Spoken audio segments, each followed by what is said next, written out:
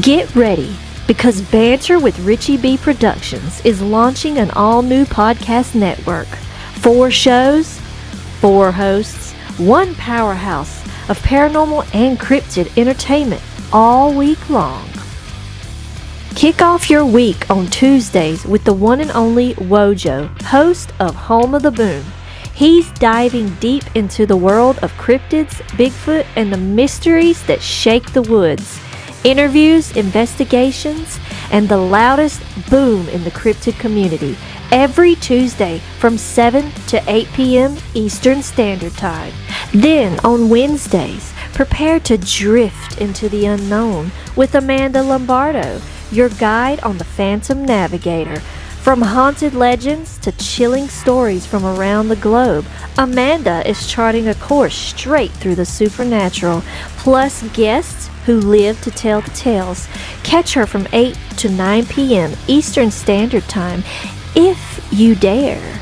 Fridays get a little darker and a whole lot prettier. Join Sam from Sam's Pretty Paranormal, where makeup meets the macabre. It's Sam After Dark, spooky storytelling, and her fan favorite segment, Cooking for the Dead. Tune in every Friday from 9 to 10 p.m. Eastern Standard Time for glam, goosebumps, and all things ghoulish. And every Saturday at 6 p.m. Eastern Standard Time, the flagship show returns, Banter with RichiebB Live, featuring RichiebB and Wojo. From updates to investigations to wild discussions, this is the core of the network. Raw, real, and always unpredictable. Spend your Saturday evenings with the duo that started it all. 4 nights of content, 4 incredible hosts, cryptids, ghosts, glam, stories that will keep you on the edge of your seat. This is the Banter with RichiebB Podcast Network.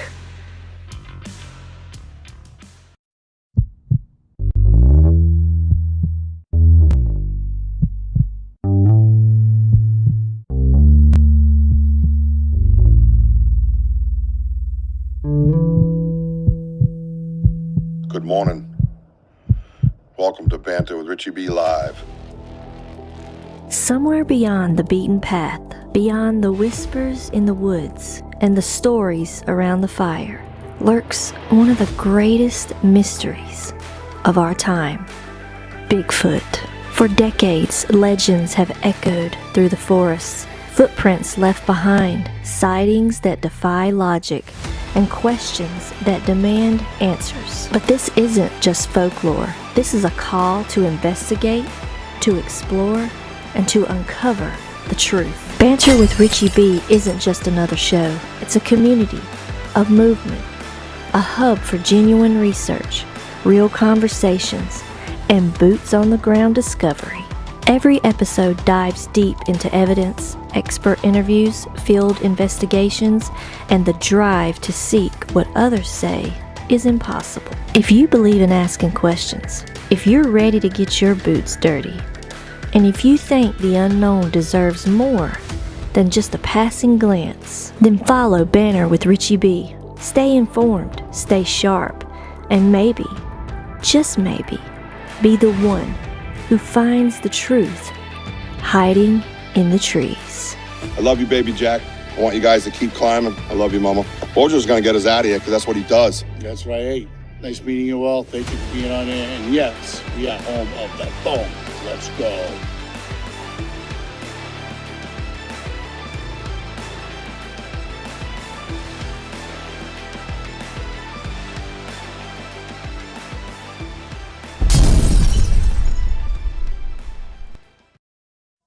It started with a sighting. May 8th, 2012, a moment shared by father and son. Today, that passion lives through Stacey Brown Jr., host of the Bigfoot Underground, and he's coming to Banter with RichiebB. December 27th, 6 p.m. Eastern Standard Time. Bigfoot, Evidence, Legacy. Don't miss it. Yo, what's up, everybody? Welcome into the Banter with Richie B. I need a check on the audio. I need a check on the video. We should be on our 1080, baby. 1080 pixels, looking shiny and clean. Seeing all my old. What a kick-ass show we got tonight. I do got a quick announcement to make. I'll make momentarily after I get to my advertisements. Advertisements. Check us out on Dark Realm TV, where fear lives. And yeah, Ron likes saying home of the boomers instead of the boom. You get his joke? It's kind of funny. Media Squatch app. Check out the Media Squatch app. It is free. Put it on your phone. We are on there. I have uploaded the radio station information, and we will have the Bigfoot Banter with Richie B radio channel coming to you soon. And some of you I might actually reach out to and see if you want to put on your own show on that radio, because I got 24 hours to fill. And of course, HLO Media, HLO Outdoors. Check us out over there in their platform. They have a lot of podcasts. I don't know, from 2 years ago. I think they're right around the maybe half a year mark or something. A lot of good ones in the beginning and stuff like that. And, when I probably have a lot of bloopers in there you can make fun of me on. So, but that's that. I have somebody that I have creepily lurked in the background and watched for a long time. And I caught his footage years ago, man, on the History Channel. Well, there was another show before that. There was some before that. That was fairly new. But anyways, every time I get the opportunity when the footage comes up from his dad, and we want to pay homage to his father as well. He lost his dad a little while back, and God bless you, sir. And we were hoping to have him here on the 13th, and family first, as we always say here, right? We always say that. So he handled that business, and we respect that. But yeah, his dad and him were out in, I believe, the Everglades. I'm going to let him tell you the story. But yeah, they got a really kick-ass piece of thermal footage. And to me, thermal's a lot harder to, I don't know. It just seemed, it's just more genuine sometimes than what you're dealing with these days, right? And then I started listening to the person behind the camera. So, I watched his dad a little bit, but mostly him, and I watched a lot of his stuff. And every time he had an interview, I kind of want to know what the hell took place. Well, I am so blessed and excited right now to have Stacey Brown Jr. on my show on the Banter with Richie B podcast. Imagine that. Super excited to meet him. Down to earth dude, funny dude. He's got some problems with plugging stuff in, but anyways, we'll get to that later. Kick ass. And then I watched, he has a Bigfoot Underground podcast. You got to check it out.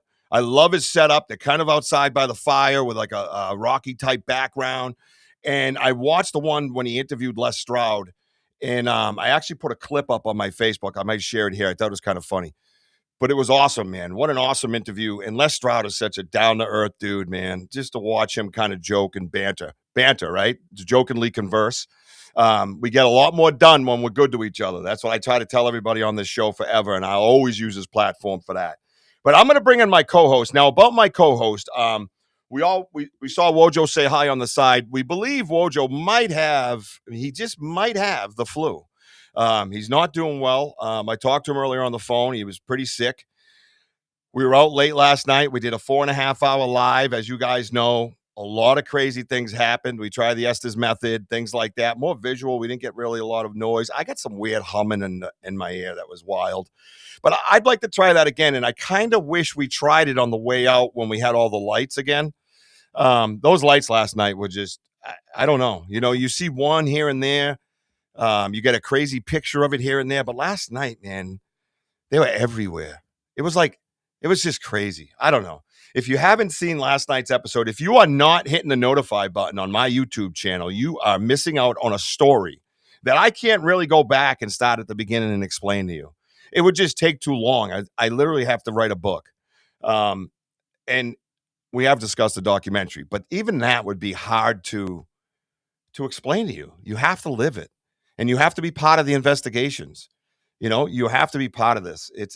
I need your critical thinking to help us. You can be part of it. even thinking about a documentary, I want to include everybody in it. You know what I mean? Like all you guys are a piece of this. I need you, so it's a very interactive podcast.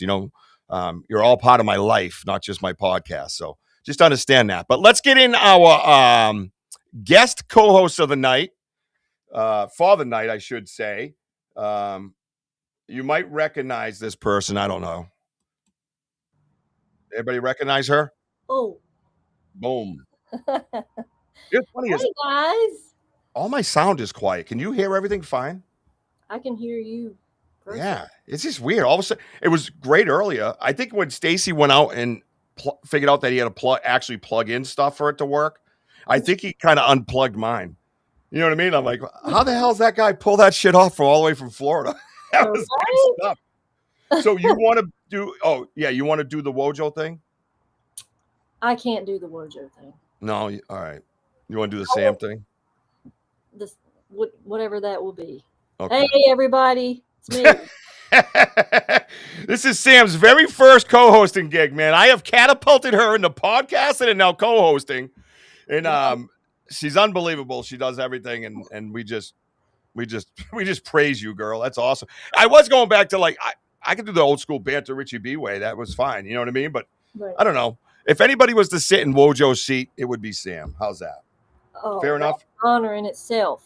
Absolutely. Let's say hi to everybody, Sam. I know they're all kind of clamoring to get this show going. And Right. I did go into the Bigfoot Banter with RichiebB Messenger and drop that clip in there of the footage. And I kind of wanted to get them all fired up on it because you know how they are. They're wicked critical thinkers. So they're gonna love it. Let's see. Z-Man was the first one in here. I said I better get a hookup before the internet goes off. Okay. I guess there's Houston, Texas. Hey, D-Hoo, is there something in Texas? They shut off your internet after a while or something? What's going on? Ernie says hello. Ronald's here. He was in third place. Yep. My brother and fellow investigation, let's call him Barry. Barry. Hey, Andrew, look up the biblical meaning to the name Barry and get back to us. Yep. All right, Barry. Kurt W, man, please hit that. That's right, man, working over here. I appreciate you. Let's see. We got Michelle Wilfong.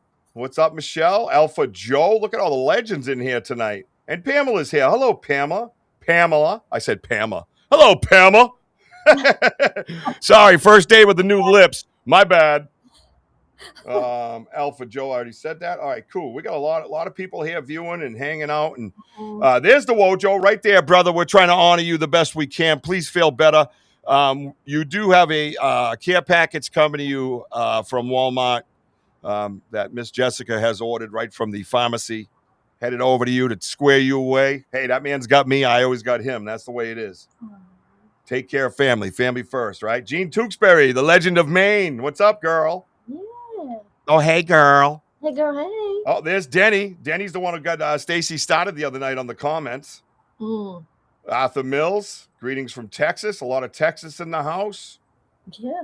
Awesome. Curious is here. Curious Cryptids. Wow, you guys are all fired up tonight. Make sure you message, hit those like buttons, get those emojis flying.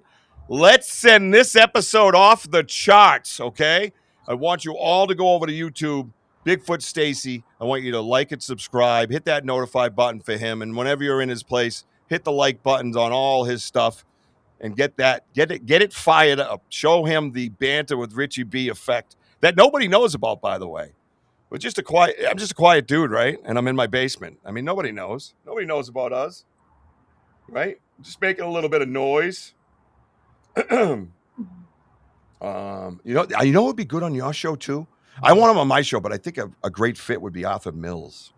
Oh, yeah, he writes some scary shit. Yeah.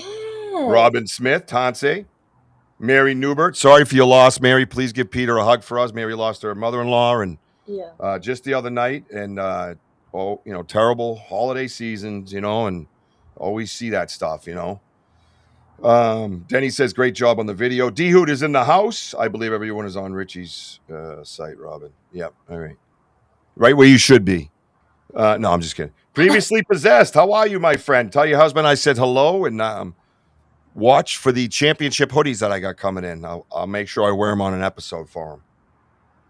All right. That's the guy who played in the finals and beat him. Oh. Yep. Jason Kenzie's here.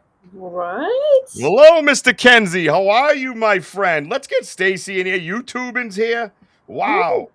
Pulling out all the stops tonight. Great to see everybody. Happy New Year. I hope you had an amazing Christmas.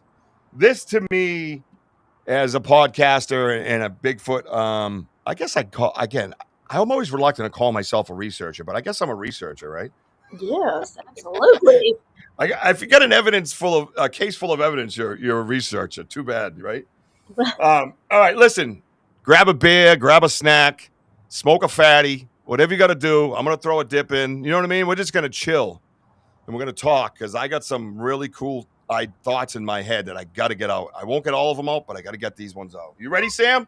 I'm ready. You ready for Stacey Brown Jr.? Let's go. Everybody get pumped up. I'm pumped. Let's see if Stacey's pumped up. Hey, brother. How you doing, man? Super pumped, brother. Hey. Good to see you. Yeah, man. Thank you for having me on. Sorry about the last time. Nope. But, family doesn't let you know about family things until the last minute, and then they claim they told you. Yeah, I know that. I got family members like that, like, oh, I let you know, and I'm like, yeah, no, definitely didn't let me know, bro. But you know what? Remember that one. Listen, we handle family first, right? There's no sorries. You go do that and do your thing, and I bet you it was your niece was very happy to see you, bro. And that's what matters. That's what it's all about, man. You know what I mean? Yes, sir. I love it, and God bless your dad, and prayers to him and your family. And I'm going through it as well. I got my I handed out my mom's ashes to everybody this year for Christmas on a necklace, and it's a very emotional time, and it's hard to get through, man. So I'm thinking of you. I know how it is. Just know that you're not alone. You know what I mean? Well, this year was like the first year where I was like, hey, I'm gonna have a good Christmas this year. And so like we hosted, and I had like 15 family members over here at the house. I cooked this brisket for like 27 hours, so I didn't sleep much. And then, we did all that, but it was great, brother. It was great.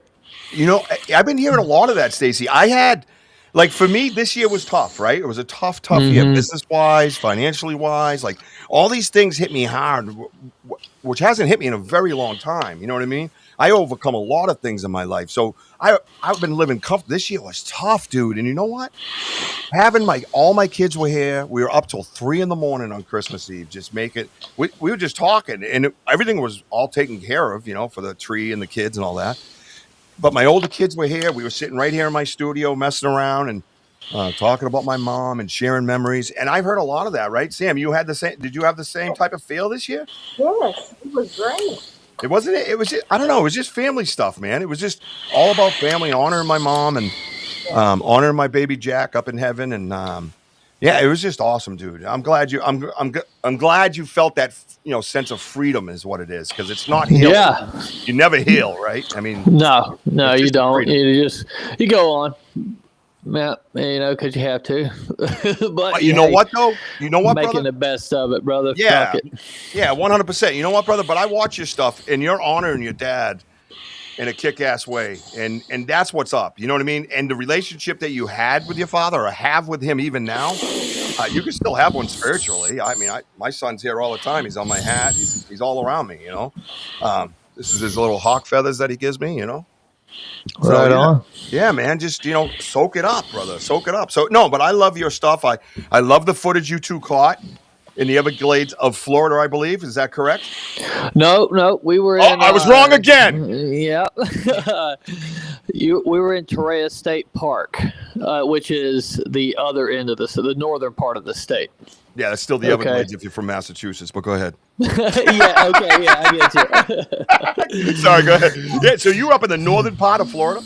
Yeah, that's where I'm at. That's where I'm located. But, we're going to the Glades next month. Oh, nice. So we still go around to other places, but I'm just going to the Glades to go to the Glades, basically, because if I want a Bigfoot, I can just Bigfoot here. There's no reason to go nowhere. Well, that's the same with me. I'm 7 minutes from my research area, and I own 2 homes. My first wife and I had one over in we're in the Bridgewater Triangle. I don't know if you ever heard of it, but yeah. So I can just hop right over. I'm there in no time at all. And when I say 7 minutes, because I'm doing the speed limit, which is lame. So it's more like 5 minutes when nobody's looking. You know what I mean? Right. So we have an advantage. So we're out, a couple times a week on average in our area, probably more than anybody in this area anyways. You know what I mean? I don't know about yourself and everybody else. Do you get out? You said you were out last night with a guest. You told us that backstage, right? So did you go right out in your area? Yeah, we went out. We tried a new spot. The spot I've been wanting to. It's kind of the more dense part. Like, I mean, when you think of swamps, this is one you wouldn't want to go in. Yes. You know what I mean? There's a lot of things in there that kill you. Yeah. So make you dead. and then the fact you're so far off. Right. If you were to get snake bit or gator grabbed you or whatnot, you're a good hour. Yeah. So it's that's a part to it, but it's really gnarly swamp, and it's kind of like Ochlockonee River watershed. Kind of breaks off into these. They're very close, but a bunch of different creeks running up into like Porter or Whitehead Lake, and borders a campground, but Whitehead Lake going into that area. Been a lot of sightings in that area back in I want to say it was like 2002. For some reason, I'm also wanting to say 92, but I think it was 2002. I have it wrote down. But anyways, there was a hunting group. It was this time of year. They were down there. They had their fishing boat up there, one of the camps, and I heard something messing around in their boat. It was just tied up down there on the hill, right? Because, some people have docks. This place don't have a dock. It's kind of you pull it up and throw your anchor out, and you're sitting on the shore, kind of the swamp. They heard something messing around in the boat, and they shined a light out there, and they shined it, and it was a Sasquatch in the live well of the boat. What? Yeah, taking out the fish. Oh shit! That's a smart one. Yeah. So they shined it on it, and it didn't stop.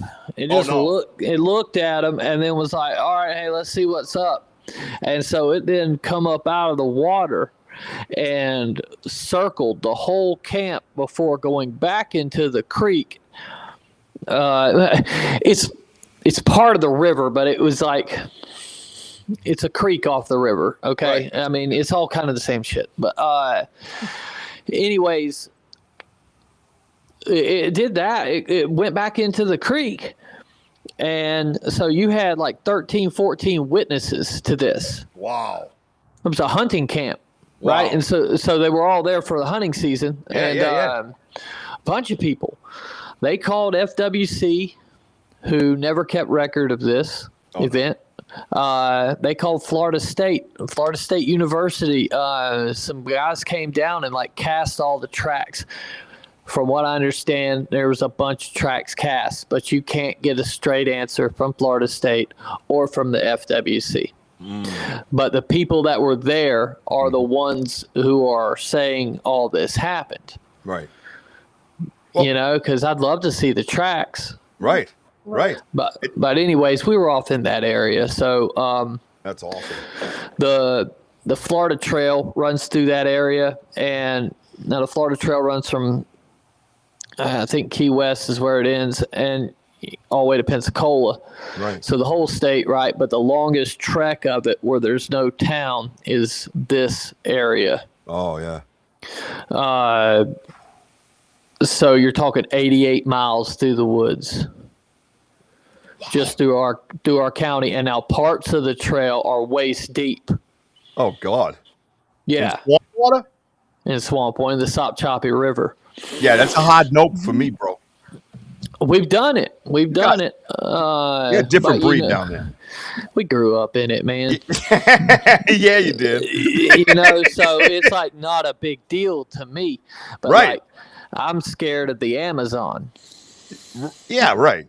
or like when I get to Washington State or like Northern California, that kind of spooks me out because I'm not in the water or nothing, but the bears, bro. They're different. The bears and the wolves, like it's just a different thing. But here, hey, let's go. No worries. That's wild. I lived in Lakeland for a couple of years. And Yeah. I had a delivery company, and I was so scared of Florida, I paid extra money to under the table kind of cash deal to let me stay in an over 55 community when I was like 27. Dude, and then I go out to go golfing, and there's an alligator walking across the golf course, and I'm like, "What the hell did I pay for? Did someone get this thing out of here?" They just hit around it. The guys just hit around it. I was just like, they just hitting the golf ball. There's an alligator walking by. So that's it, man. If there's a body of water here, there's a lizard in it, Right? that wants to maul you. And so it was like when I went to the Pine Barrens. The Pine Barrens has all these like cranberry bogs. Yep. And so I went swimming in one. Well, because I like the where I was staying was right on like a beach at this place. Used to be a cranberry bog, but it's like 5-6 feet deep all the way across. Right. Fresh water, spring fed, whatever, nothing in it that will eat you. Nothing. And so I'm just swimming, and like psychologically, I need to be worried about something. Right. And I'm sitting there thinking, I'm like, oh shit, Jason Voorhees was in New Jersey. Right. Right. Like, yeah. So I'm like flipping out. I'm like looking around. I'm like, man, get your ass out the water and go do something else. You don't need to smoke that much. But yeah. The Florida brain kicked in and you couldn't help it. Unfortunately, you were halfway across. You're right in the middle. Yeah. Oh, shit. It never happens right when you get in. No, never, dude. Yeah, I got a story about Florida real quick. If I may, Sam, is that okay with you? All right, no need to yell. So we lived down there. We had a business, furniture moving company, but we love fishing. So before we got a boat down there, we shared a boat, me and my business partner. We would pull up along these intricate like places that you weren't supposed to be in. There's always a sign in Florida telling you don't go here or go there or go here, don't go there. They're very well marked down there. It's not like up here where they just rot to hell and nobody cares about the signs and then they bitch that you're on their property. But anyways, neither here nor there. We're sitting there fishing on this bank. It's wintertime. Up here, right? Down there, it's no wind, basically none. I mean, more recently, yes. But when you're down south, further down. But anyway, so we were fishing, and these dudes pull up on a bass boat. And they go, hey, you guys aren't from around here, are you? And, of course, we're over here with, park the car in the Harvard yard. You know what I mean? Like, right away, we open our mouth. You can't say, yeah, I'm born and raised, bro. And I go, why you say that? And the guy goes, well, it's wintertime, and you're standing on the bank of whatever place it was, like a swamp of some sort. I don't know, whatever he called it. He goes, alligators nested themselves into the mud during the winter to stay warm, right where you're standing.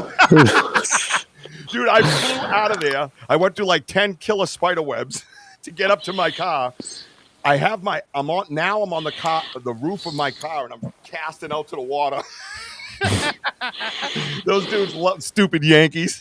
It was funny as hell, man. I was like, I was embarrassed for like a year straight. Everywhere I went, I had a red face. You can always tell. Like there'll be people that come down and like I have seen this. Like they'll be fishing like at Natural Bridge. We're talking maybe 7 foot deep tops. They got some damn egg weights on there, bro. Like huge golf ball size weights and with like a hot dog on it. And I'm like, what the hell do you think you're about to catch? So I'll walk over sometimes and be like, hey man, you ain't caught nothing, have you? Why don't you try this, buddy? Yeah, let me hook it up like this and just give it a little bit. Like I don't know where you're from, bro, but this ain't ice fishing. Yeah, you don't need that much damn water. You in the damn swamp right now. Yeah, he's like, well, it did have ketchup on it. Yeah, right. Good idea. No, that's wild. So do you find now? How often do you get to go out? You're pretty busy right now. You're building your podcast. You're really getting. Yeah. So the podcast was more or less a way for me to get back out to it. You know, because I hadn't been out. Like over the last year, we've been trying to get this place ready because we opened a daycare.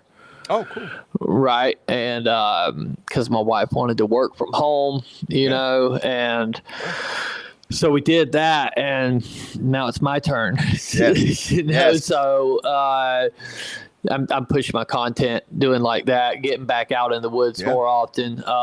But I have been going. We didn't go as much last year, but we still got to get out, you know. Yeah, no, I love it, dude. I love it. And for me, and I don't know about for you, again, you know, to go back to your dad, if I may, it's therapy for me. You know, this was my whole thing was started when I kept a secret for like 8 years about Bigfoot. I didn't tell nobody. I didn't want anybody to ridicule me or anything like that. But it was therapeutic to get out there. Like every time I hit the leaves, you know, it's just so much therapy in that, and so much, you know, honoring my son and honoring my mom and just being free and stuff. And it must be more so for you because you were Bigfooting with your dad, right? Yeah. So I kind of had the opposite effect for a while. Yes. Gotcha. Exactly. You know what I mean? It's like, because after he passed, I'm going to be honest with you, my Bigfooting went down. I bet. You know, but you know, just like with Christmas this year, my dad would want me back out there doing it. He would not want me bumming around. I mean, hell, it's been since 2018. Yeah. You know, but it doesn't make it any easier. It could have been just yesterday. Right.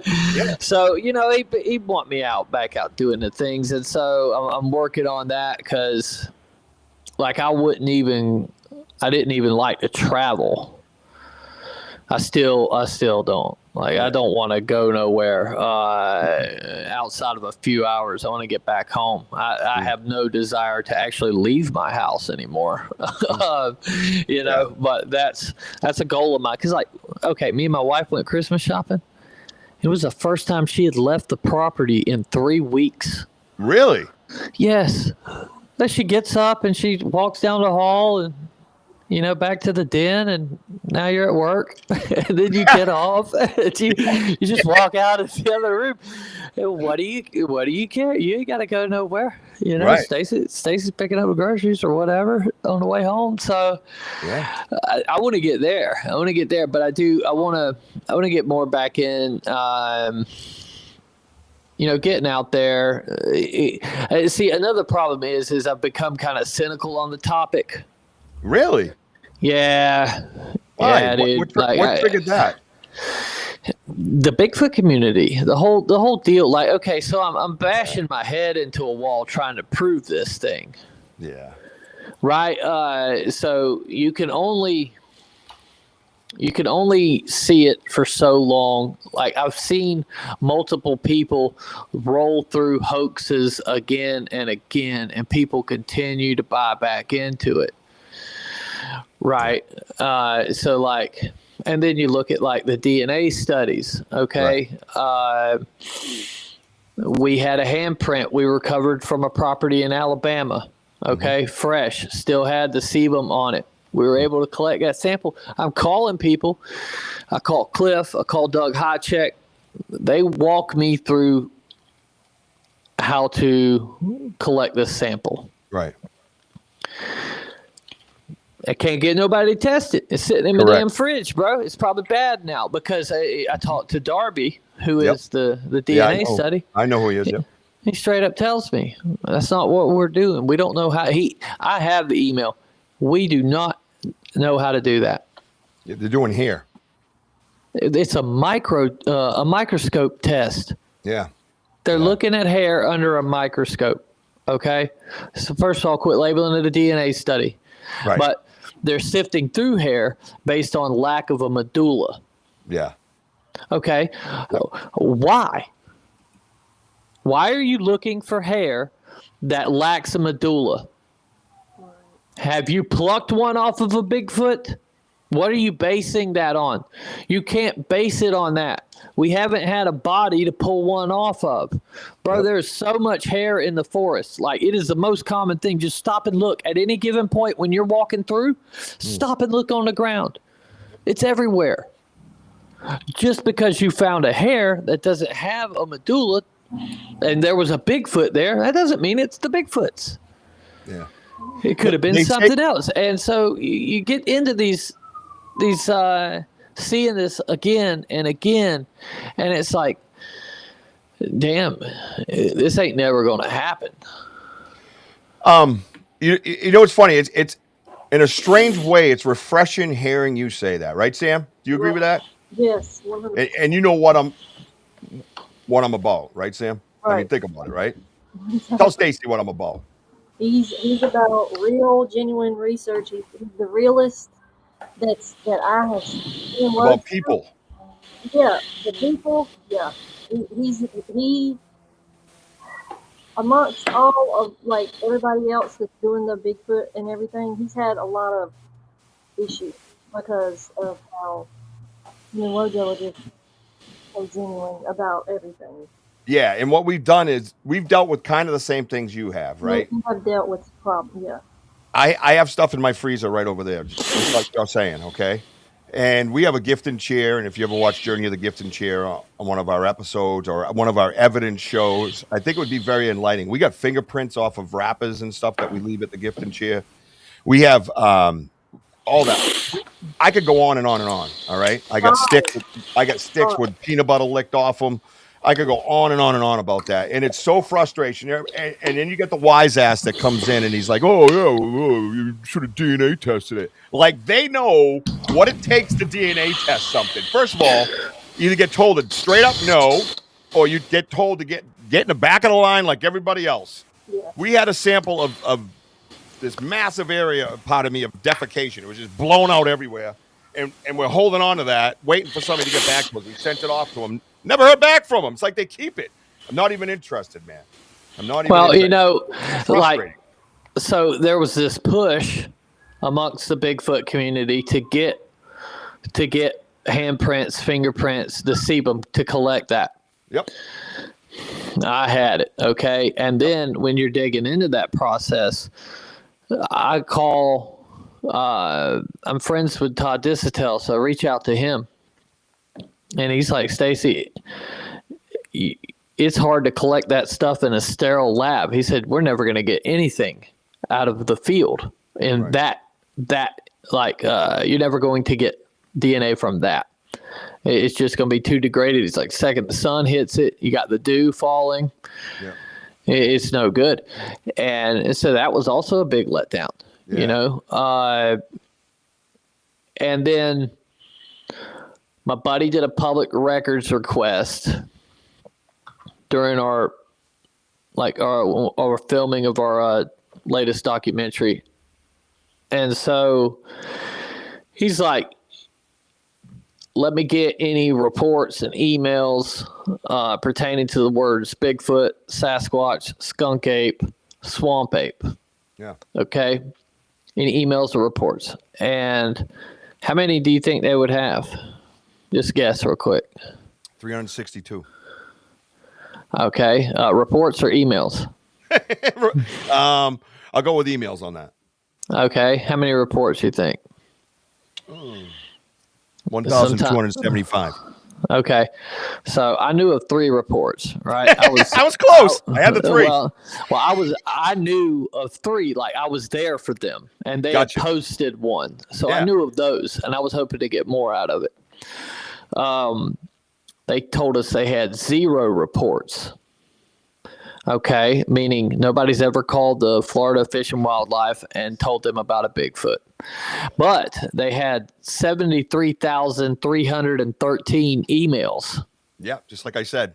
that pertain to that, right? And so they want $12,000 for them. Yes. Okay, whatever. Back to the reports. Yep. So I asked them about that one report that they posted themselves. And I said, Officer Ken White, Walton County, blah, blah, blah. And they shut our case down and quit talking to us. And so the whole basis to my last documentary was to prove Bigfoot's existence to a skeptic. Yep. In the thought process that, hey, if we can get the general public behind this, then it can be more of a push. Yes. Right? And so when that happened, his wheels started turning. He goes, dude, if you wanted to cover up something, this is how it would look. And it made me think, it's like, am I special and I happen to know Bigfoot is real? Because every day I think about it, I know, right? It doesn't matter if you believe me or not. But am I special? And the federal government that has, 20,000 employees in the woods at all times, they don't know that Bigfoot's real, but I do. Oh, they know. And I think that because science won't, for whatever reason, that's awful odd. Like, think about it. A scientist, you want to leave your mark on your field. What better way than to process the DNA of Sasquatch? But mostly they don't want to touch it, right? So if they won't touch it, we have to get the files from them. We have to get the proof from the people that already have it. Yep. Because it's never going to happen going out and Bigfooting and unless you come across the body. Right. Blood sample ain't going to help because at best they just come back with it's unknown. Right. It's unknown, yeah. Yeah, and that unknown can mean a various amount of things. The DNA could have been too degraded that they couldn't get enough markers. Yep. Cop and his son, Travis, just came up and was posting his dad's information and stuff with Ketchum, and I thought that was very, very interesting. She tried to dilute it with bacteria and tried different things, and it was really wild. It was very interesting. And he's another guy, like yourself. Well, like Ketchum. Okay, so Ketchum, like in 2014, had this DNA study, right? Right. She tried to get it published. Mm-hmm. Sent it to a bunch of her peers, Todd Disotell being one of them, and he talked about what a load of shit it was. Did he really? Yes. About Ketchum? Yes. He said she made this. She's trying to make DNA. And she's altering it. She's altering it, and it was altering in a control, not a negligent way, like not a you didn't know what you were doing, like you were trying to fool someone. You know what I mean? And so then nobody would publish her paper. So what did she do? She bought a paper. She bought a scientific journal and published it herself. Really? Yes. And then this was Melba Ketchum in 2014, maybe 2015. Justice Smaya was involved. It would be great to talk to Derek Randalls about it because he had money into it. Will he talk to you? He might talk to you. I mean, he would talk to me. I'm just a guy in a basement. Nobody's talking to me but you. You're nuts. I've talked to him. I've hung out with him before. But yeah, I mean, I have talked to him about it. Hey, I get it. Wait, you be the host. I'll be your co-host for the night. And okay. We'll double team. Seriously, she sits there and she does this, and she's considered a fraud. It was considered a hoax. Oh my God. And then all of a sudden, she resurfaces. I don't know however many years later. Yeah. Right. And then now she's doing it again, and there's like angel DNA, from what I understand. It's like it's weird, right? Oh boy. Have you? I mean, you've heard this, right? This isn't news to you. No, I've lived this. Okay, so you know about what I'm talking about. Okay, how do you get that? How do we know it's angel DNA? What are you talking about? Yeah, I don't know the angel DNA part of it. I don't understand that part of it, but the fact that you brought up angels and Bigfoot together is absolutely insane right now with what happened to us last night and what we're all currently researching. Yeah, that's crazy. So what are you saying? How do you feel about her though? What are you saying? I don't know her. I don't know her. I'm not going to. I don't mean personally. I mean in the research field. Do you think it's hurting the field? Well, so I know Todd Disotell. Right. And I'm good friends with him, and I trust that man. Yeah. And then I know what he told me. Okay, gotcha. And what he told me was not a secret. Gotcha. Like this shit was out. It was like, out. Yeah. It seems like the Bigfoot community has absolutely forgot and dove back in head first. Now you've got Dave Politis looking into it and like, dude, I know you're full of shit right now. Right. I know you know better. Yeah. Yeah. Right. Just because you're not getting your result, right, doesn't mean that's where you're pushing it. Mm-hmm. You know, I mean, hell, these. I'm not saying these creatures don't have abilities or anything like that, but how are you going to tell that in a DNA study? And then, like, how do you not know about what happened earlier? Is it, you know, like, are you not aware? Like, I've been in this game for a minute. I've been through several hoaxes that people have perpetrated. Like, you had the Daisy in the box thing. Uh-huh. Do you remember that? No, I don't remember that. Okay, so that went down. They had caught some Bigfoot in the trap, and Daisy was in the box. It was all just a big damn click storm and shit. Well, that guy's still in the field and still got people. Yep, and he's famous for them, right? I know what story you're talking. I didn't know it had a name. So here's my thing, right, Stacey? And you might be a great candidate for my way of doing things, right? Not that I'm smart. It just happened to happen. I'm being led in a certain way. I have a community that I've built. It's a community. It's mine. It's ours. It's theirs. We are just a community of people and critical thinkers. Like everybody you see on the side here, all participate in my research.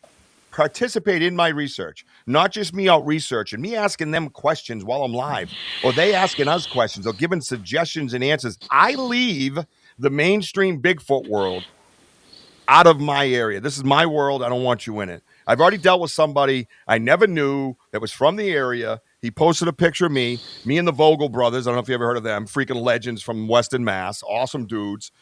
And Wojo, my co-host, found this big track. It was so perfect. And the way it landed, there was a rock in the middle of it. So when you cast it, you got to take the rock out and put it back in. It was like an extra piece of evidence. It was beautiful. I'm holding it up for their festival they're having.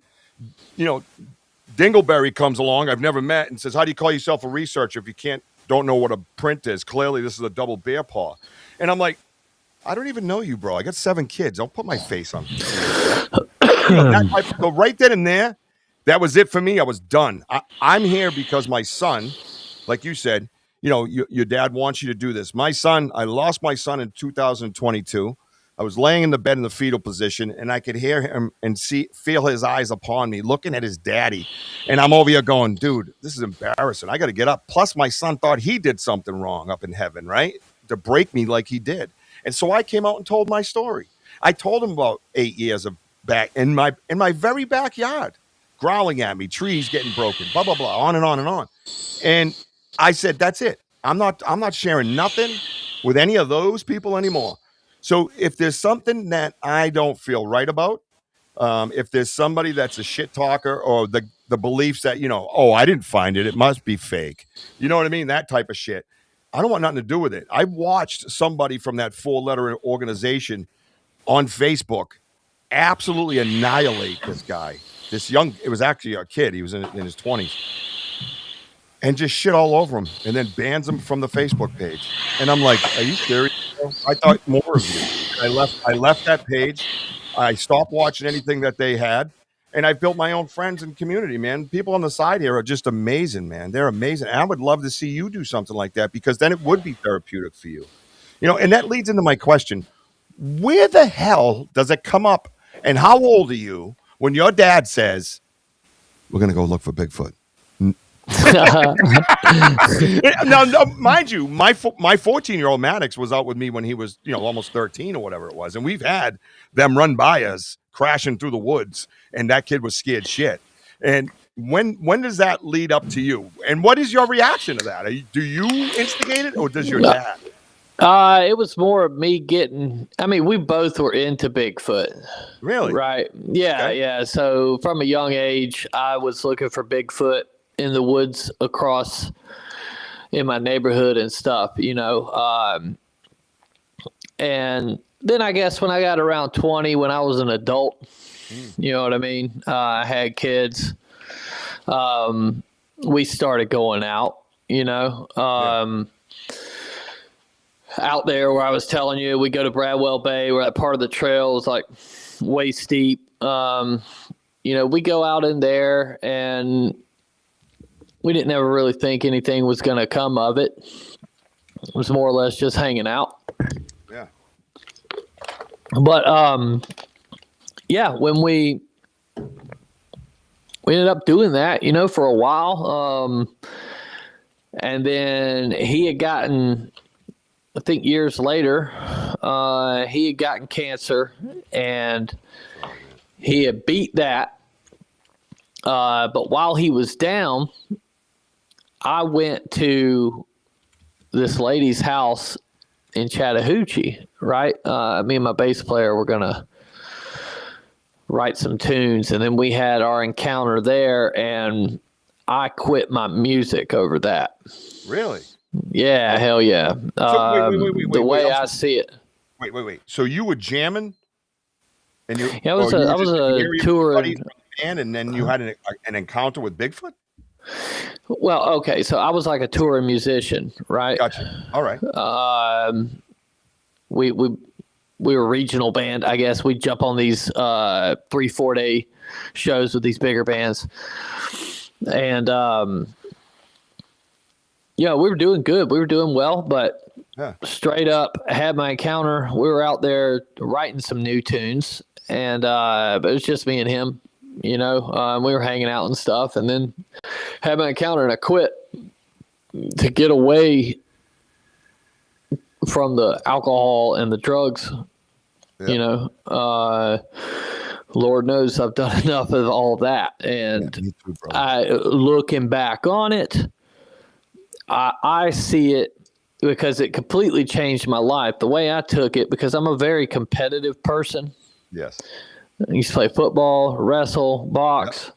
Yep. I will compete about everything. And I had to catch myself to stop.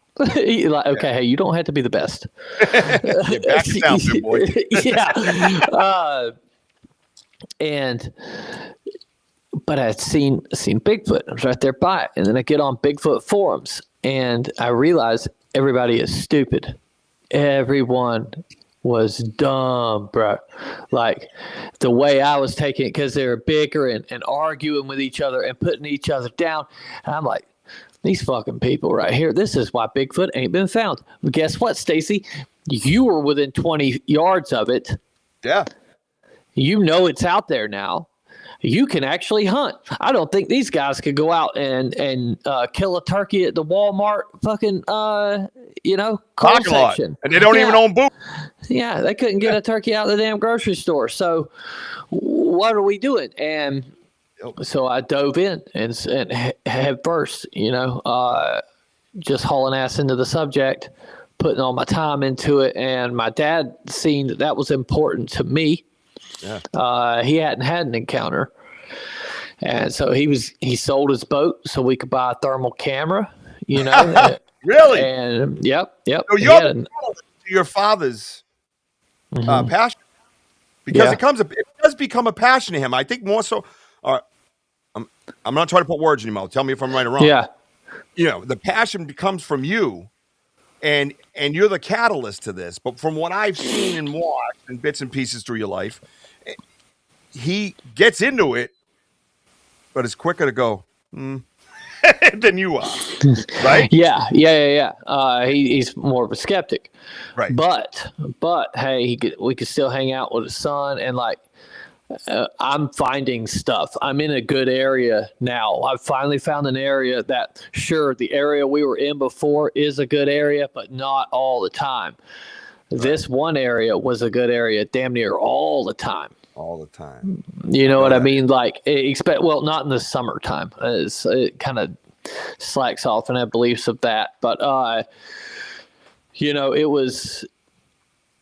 was for him. He then goes thinking about back through his life, is my son messing with me, blah, blah, blah. And he's thinking about times when he lived on the river, of things that may have happened that he just didn't know about, it being possibly a Bigfoot. But, we're going Bigfooting. We're doing our thing. And he, he calls me one day and he's like, "Yo, let's go out. You want to go Bigfooting tonight?" And I was at work. I was like, "Sure." And Did you go at night? huh? I'm sorry. Did you always go at night? Why are you gonna? I mean, we would go during the day too, but like, you're looking for an animal that. You think he's more active at night? Yeah. Everybody knows that, or at least they should. Sure, you can find evidence in the daytime, and that's if you're going to have a daytime sighting, it's most likely because it's slap dab in the middle of the feed time. He's out hunting. Because the animals in the woods, you'll notice none of them have weight problems, and this is because they become hungry because of the moon. The moon pulls at certain times of the day. It's just like fishing, right? So everything in the forest during the major feed time, you'll have a 3-hour period there. And if you're smart, you should go the hour before and get to where you're going to sit down and sit there. And then you wait for the 3 hours. If you believe a Bigfoot's in the area, he could come through in the daytime. And it's most likely going to be through those times because he's going to be up and moving. Everything else settles after this. But you'll notice you may not see a Bigfoot, but you'll see a fox. You'll see coyotes come running through. You'll see the deer. You'll see a shit ton of stuff. And if you're just sitting there being quiet. And so we would go at night, usually during the feed times, right? But we like to camp too. So you would go, we mainly use the daytime to get up. You can see good now. You can document trace evidence left behind. And at night, you could have your encounter. Right. You know what I mean? You could be the entertainment. Yeah. So he comes and gets you, and now he wants to go out Bigfooting. Is this the night that you get this footage? Is that what you're leading us up to? Yeah. So we get the. He asked if I wanted to go squatching. I'm like, sure, you know. And back to that thing of preferably in the daytime or at the nighttime versus the daytime. Right. If we learned anything from my footage, it's looking at us, and it's pitch black. What do owls do? Yeah, sure, they can see in the daytime. They're mainly doing it at night. They're going to be more active during those hours. I agree. Right. So that was kind of, it's harder to operate at night, but they're more active during that time. We have a lot of fun at night. We have a lot of fun at night, and I had a lot of activity in my backyard during the day as well. I actually have growling and stuff recorded, and we have a clip of 6 years later, the phones gave enough technology to bring him out. You could actually see him standing there. Right. It's wild. It's absolutely wild, dude. It's wild. So, well, all right. So you're saying in this footage, you believe he when he goes across, he's looking at you? He's looking at us before. Oh, on the left side. Yeah, when he's behind the tree. Yeah. He does the typical tree peeking and sticks his head out and looks right at us. He's now, looking do you hear any movement or anything? Yeah, you hear movement. You can hear the crunching and the kind of. Well, like my dad thought it was. He thought it was like a raccoon at first, right? Because it kind of hung out on one side, and in his defense, there was kind of like a scratching noise, almost as if something was. It made sense when he said it was a raccoon, right? And then he's like, it's two raccoons. Yeah. That's when it's sticking out of both sides. In the moment, he didn't realize that was one subject, right? He didn't take the head shape and stuff. You know what I mean? It didn't dawn on him right away. Yeah. And then when that damn thing stepped out, it did. Yeah. So I grabbed the footage, one I like the most, and I don't know if it's yours or not. So whoever owns it, sorry, you own it, right? Yeah, I own it. Yeah, damn right.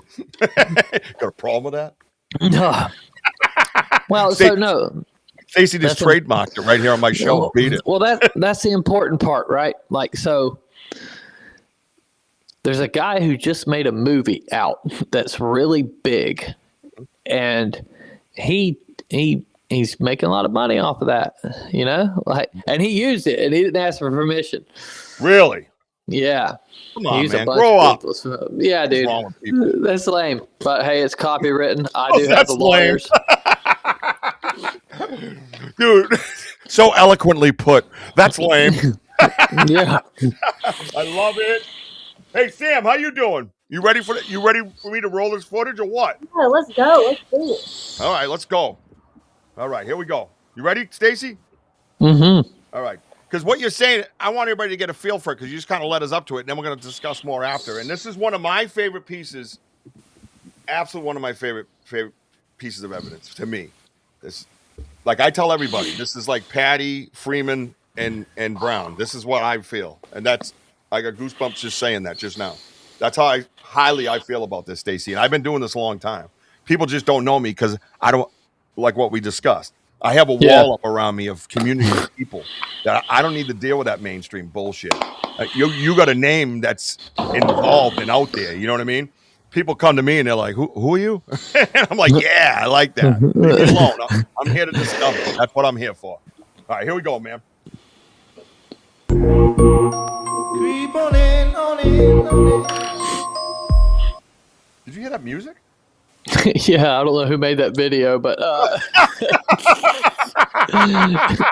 that is funny. I like this footage. I didn't hear that. Should we play the music? I mean, no, we're not doing that. All right, here we go. I got 5 on it. Get it, girl. Dude, that's in my set every day when I'm working. I'm telling you. Oh, let me see if I can. Let's see if I can bring it in for the people. Nope, I can't on that one. Oh man, you suck. Are you on the internet? No, I'm not sharing. Okay, I got you. I uploaded so I could actually control the size of it, but now it's not letting me. It's being mean. It's just giving me a radius. I could do that. Well, okay, so look at that. Look right there. Okay, Yep. That in between, you see your hot spot Right where the on the arrow left. is. Mm-hmm. Yeah, you got your hot spot on the left. You got a hot spot on the right. It's in black heat. Okay, Yep. so anything that's of a living temperature will appear black. In between it, there's a gap, right? So that is a tree that is 27 inches wide, right? Not circumference, but just width. So I could, like in the recreation photos on Cliff Barrickman's website, I'm standing behind the tree. And it looks like I've just taken a picture of the tree because you can't see me at all. Right. But that thing is both sides of it. So my dad, he's thinking it's 2 animals. He's not real sure what he's looking at this moment. Okay, Gotcha. but right at this moment, it is looking directly at us. Right. Because it does like a peekaboo kind of thing. It goes behind the tree, comes back out. So I'm just moving it slowly so everybody can kind of watch it slow motion. You see that little black figure, guys? Now watch what happens. This is incredible. I love this. All right, you ready?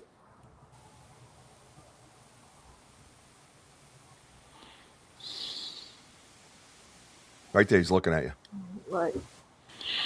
Yep, that's almost what I got right there during the day. Whoa, you see that? That's a quick view of it here. Right there. So that gap that it crosses is 9.5 feet. Oh, really? And it does it in like a 1 1/4, and now he's gone. Yep, and I'm going to make it smaller so it cuts down the pixels for everybody, okay? Watch this. Get that stupid mute thing off the screen. Look at that. Dude, I love, this is the part that got me. This is where you got me. This is where I was. Why does that stupid pause thing up? Get out of here. Right there. You see the hand? Watch the watch the backhand. He's like pushing off of the tree as well. You know what I mean? Right there. Boom. Yeah. That is a muscle motion. It's instinctual. You can't just simulate that, right? So think of this. Bobo tried. Yeah, that's true. And it was really a bad effort. He gave his best, but it really was like it was crazy. Poor guy that's out there in the mainstream. You can talk to him. Yeah. He's like the rest of my stuff. I think he's a fan. He just doesn't want to admit it. Yeah, that push off is what got me. And then as he's pushing off everybody, I want you to watch the lead foot. Watch the lead foot. And think of yourself doing what Bigfoot is doing. And think of it. I don't got it on loop, Rich. If I don't put it on loop, it'll. Watch that lead foot. When he pushes off with his arm. That lead foot, you see it? He's going for a landing. He knows where he's going. Watch that landing. That landing is smooth. He can see. Look he knows that land. Yeah. I'm telling you, watch how natural that is. He can see clearly. Remember that, and right there. You see that? Yeah. I love that landing, dude. That landing is badass, dude. That is unbelievable. So now you get this footage, right? Now I love the after story of this footage. And I was going to ask you to say, you probably have told the story 1 billion times. But when you get back I expected to tell it anyway. So. Dude, I just love it because it's so candid with your father's reaction that you share. I got goosebumps again, dude. Yeah, so he once that happens, okay, so now you figure, okay, I didn't tell the beginning of the story. It's not too important, but we go down to the campsite, the Rock Creek Campground at Torreya State Park. We're like cooking ribs, if I remember correctly. I believe it was ribs. And got music on, listened like White Zombie. I think Muse was playing at the time. And with Dad. The knocks happen, right? And I tell my dad, I'm like, yo, did you hear that? He's like, yeah, I heard that. And I was like, they're here. And he's like, nah, man, that's just the wind knocking the trees together. Because it had like rained most of the day. I love this. Just kind of drizzled, right? And so everything was wet and still a little windy. And he's like, yeah, that's just the wind knocking the trees together. I'm like, okay, happens again. And I looked at him, I'm like, bro, they're coming from different directions. It's not the same tree. And he goes, all right, if they knock again, we'll go out. Yeah. And as soon as those words left his lips, it was like a grunt and a knock. Really? Yeah. And his eyes got big. He's like, oh shit. I was like, I told you he's here, man. So he's like, okay, cut the music up. And we tried to stoke fire a little bit, get some light up, and we cut the music up, and we slipped out. Like in May, those palmettos were pretty high coming out of the trail, so they're damn near over our head in spots, right? And the cicadas were super loud. The cicadas were so loud. And it was rah, rah, rah. So kind of like the perfect storm. And we get out there. He's walking. He turns it to black hot because of snakes. Right? So the trail, because the trail's well traveled, on black hot, with it being wet, it looked white. Right? So it kind of looked like snow.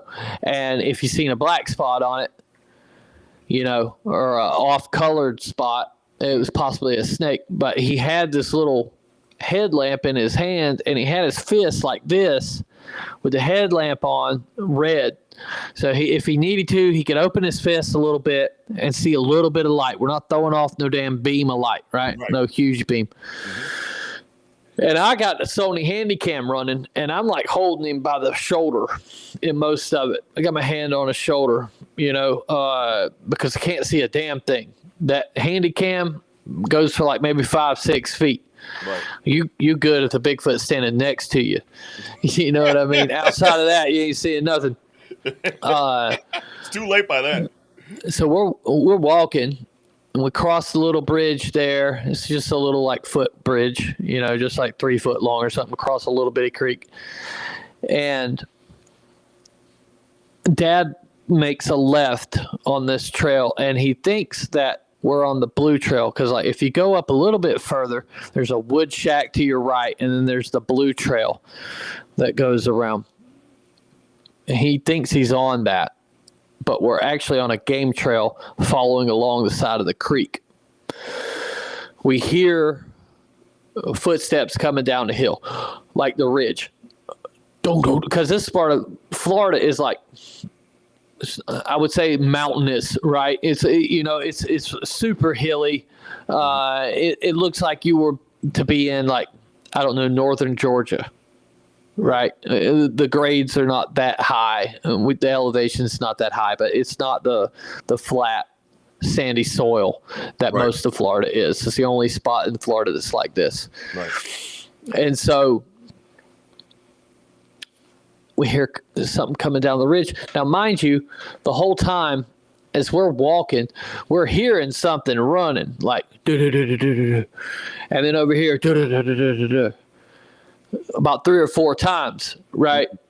And he makes that turn, and we hear the running coming down the ridge. And so we stop, and he said, I see it. And so he's looking up there at it. And through the thermal? Yeah, through the thermal. So he sees something in the thermal before you got footage. Yep. And he's like, okay, it's a coon. At some point in here, he starts recording, right? I don't know when that was. But he's like, it's a coon. And then he's like, oh, it's 2 coons. Okay. Like I said, the scurrying and stuff. And then I don't know what happened. He remembered that he stepped on a palmetto and it popped or something. He seemed to believe that I didn't really hear that in the video. Right. But whatever. It runs across left to right, and it's going back towards the trail. Well, as soon as it exits the frame, he's able to pan, and then the camera goes dead. Huh. How do I know that? Right. And so he comes out. He's scared. He's like, it's looking at us. We got to go. You got your gun. Get your gun. I'm like, yeah, I got my gun. What the hell's going on? I'm thinking there's like a big cat. Because that's what my mind goes to. If I'm going to be scared of something in the woods, it's a big-ass cat, right? Right. You would never know. Right. Right. Yeah. Like in this place, you would never know they were there. Bet. And so I'm thinking that. And he's like, man, it was looking right at us. It came to this trail to cut us off. Right. So my dad, he's a retired ranger. So he automatically always goes to that kind of thought process of defense. Right. Yeah. So it's trying to cut us off. It was looking right at us. We are blind. We cannot see it, but it is looking at me. And then at that point, we go back, tear everything down. We walk back. We leave camp. These things are following us. You can hear them. Yeah, we filmed. Are you scurrying out of there? Are you moving? Are you curious to look over your shoulder? Like, give me, what is that? I'm still kind of scared. Yeah. I don't know what the hell. Your dad's reaction? He still ain't said. Oh. He still ain't said. I have no idea what he filmed. Oh, I know we need to get the F out of the woods immediately. Because of his reaction. Yeah, I ain't never seen my dad like that. Gotcha. I'd heard him tell me to get my gun a couple times, but that's because somebody was on the property. How Florida of you. Well, we got a shop and stuff like that. Yeah, I understand that. I understand that. Shit. But yeah, a couple times we had to rouse somebody up, remove them, and those were the only times. And he told me to get my gun, right? And so he's freaking out. I ain't never seen this man freak out like that. And so when we get up to about the Boy Scout camp, it stops. The noise stops, right? So they're not following us anymore. We get back. My dad's just shoveling Starbursts. He's just eating Starburst, bro. Like, chomping them down, dude. I can hear them. And I play the DVR footage because the thermal we had, the FLIR Scout we had, didn't record internally, thank God, because we would have never got the footage. Yeah. It died. The DVR did not. Gotcha. So the DVR was able to capture that footage. And then we got that. We get the truck. I'm looking at it. I'm like, what are we doing? because here's the part of the story. When I had my first encounter, my dad told me. I called him and told him the next morning, and he's like, "Yo, you mean to tell me that people been looking for Bigfoot for 60-something years, and you just saw it, and now you're coming to the house?" He's like, "How about this? You come on to the house, I'm gonna punch you right in the face." You're gonna fall. Yeah, he's like, you need to stay there and get a picture, right? And so then I'm fast forward to now looking at the footage. We have footage of it, and I said, "Oh, hold on, big dog. Hold the phone. You mean to tell me people been looking for Bigfoot for 60 years, and we finally found it, and now we're about to go to the house?"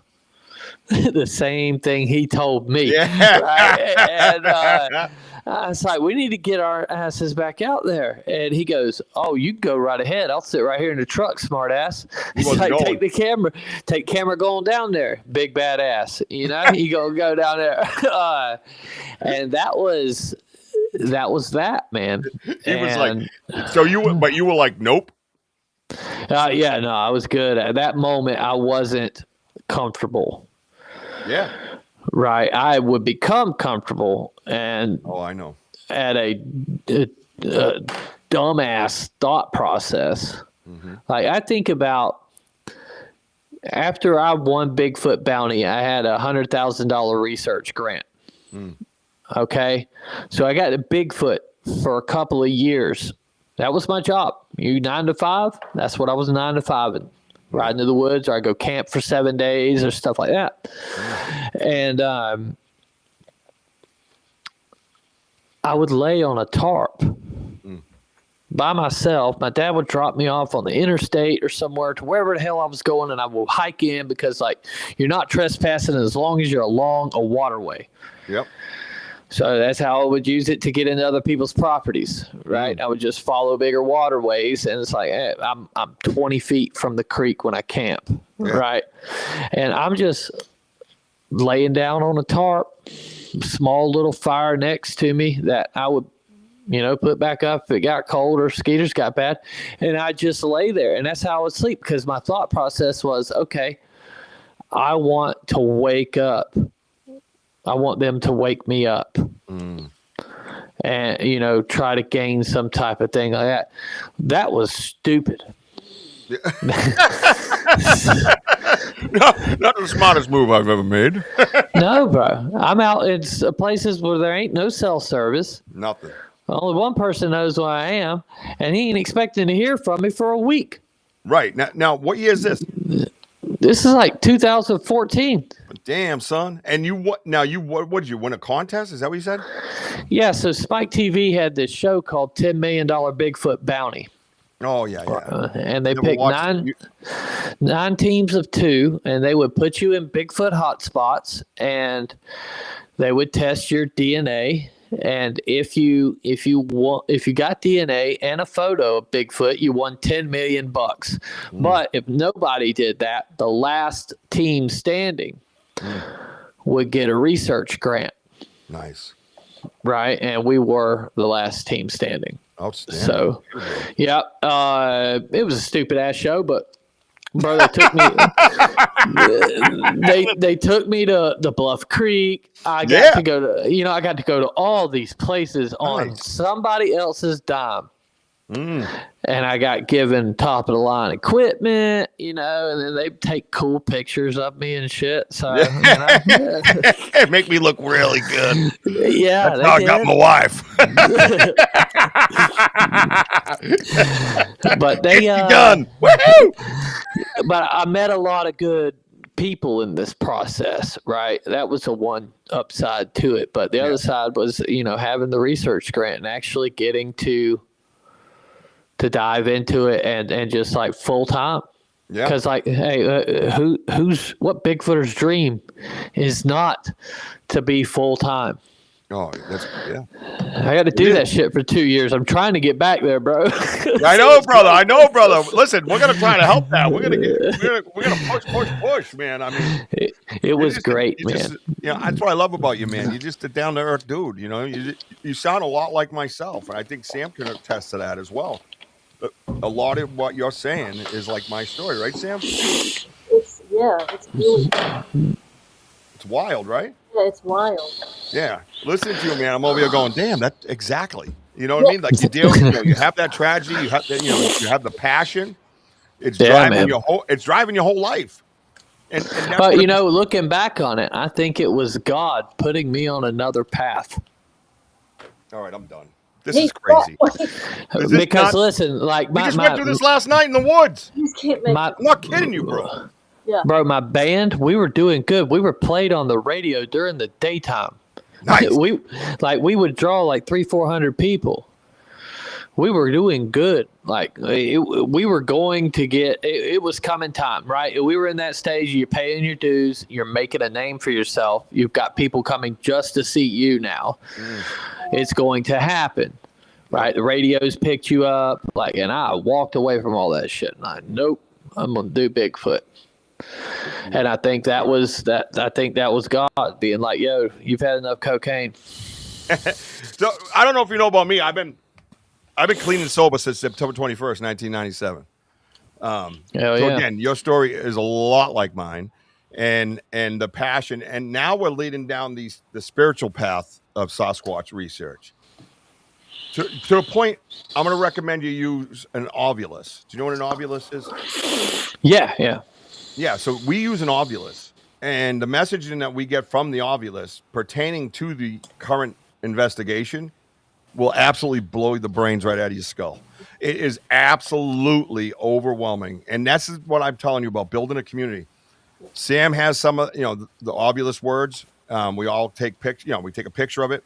We spread it out to everybody. All these critical thinkers get in there and start researching with us. So they're researching when we're not in the woods. That we're still a team. Kurt W. is another one that's part of the team. Benno has amazing insight. Robin has experience. John, Elder's amazing. Elder is Elder Medicine Bear Claw. She's an elder of the Blackfoot in she's in California, but she's amazing. She has insight in all the different things that the indigenous people do. To where she can almost put her, not almost, she puts herself right there. She tells us, to your left, and then we hear something crunching to the left. We're like, what the f-? So our team, it's a virtual team of people that we're all participating in this research together. And I would love for you to try to build that community. It'd be a little bit harder for you because your name and stuff, and because you were kind of plummeted into the mainstream. Unfortunately, right? Yeah. So like you figure, okay, after I had my first encounter, I made a YouTube video about it, talking about it. It had 6 plays. 1, 2, 3, 4, 5, 6.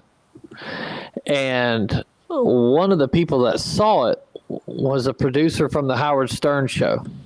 Wow. And he's like, yo, I want to put you on this show with Dr. Meldrum. And I was like, I hung up. I thought it was bullshit. Right. Dude. Anyways, it wasn't. He called me back 2 more times. I didn't hang up on him 3rd time. He hung up on me. And we did the show. So like you figure November, I'm having a Bigfoot counter. Come maybe January into February or beginning of February, I'm in Pocatello, Idaho for a week with Dr. Meldrum, going through everything. We're flying out through the Rockies on a damn Cessna, shooting this like pilot and stuff.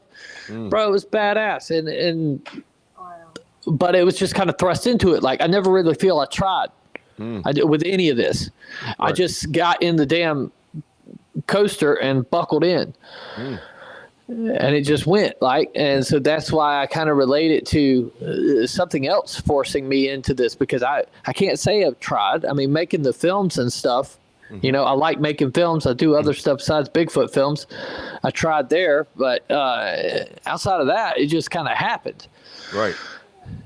But where's your mind now, though? Your mind is. I sense that you want to separate from that. From Bigfoot? No. From the mainstream. Oh yeah. Well, I just want to do my own thing, man. I just want to do because why do I want to play second pitch to somebody else? Like, I got my own ideas. Yeah, you do. I got the talent because I've always been into film.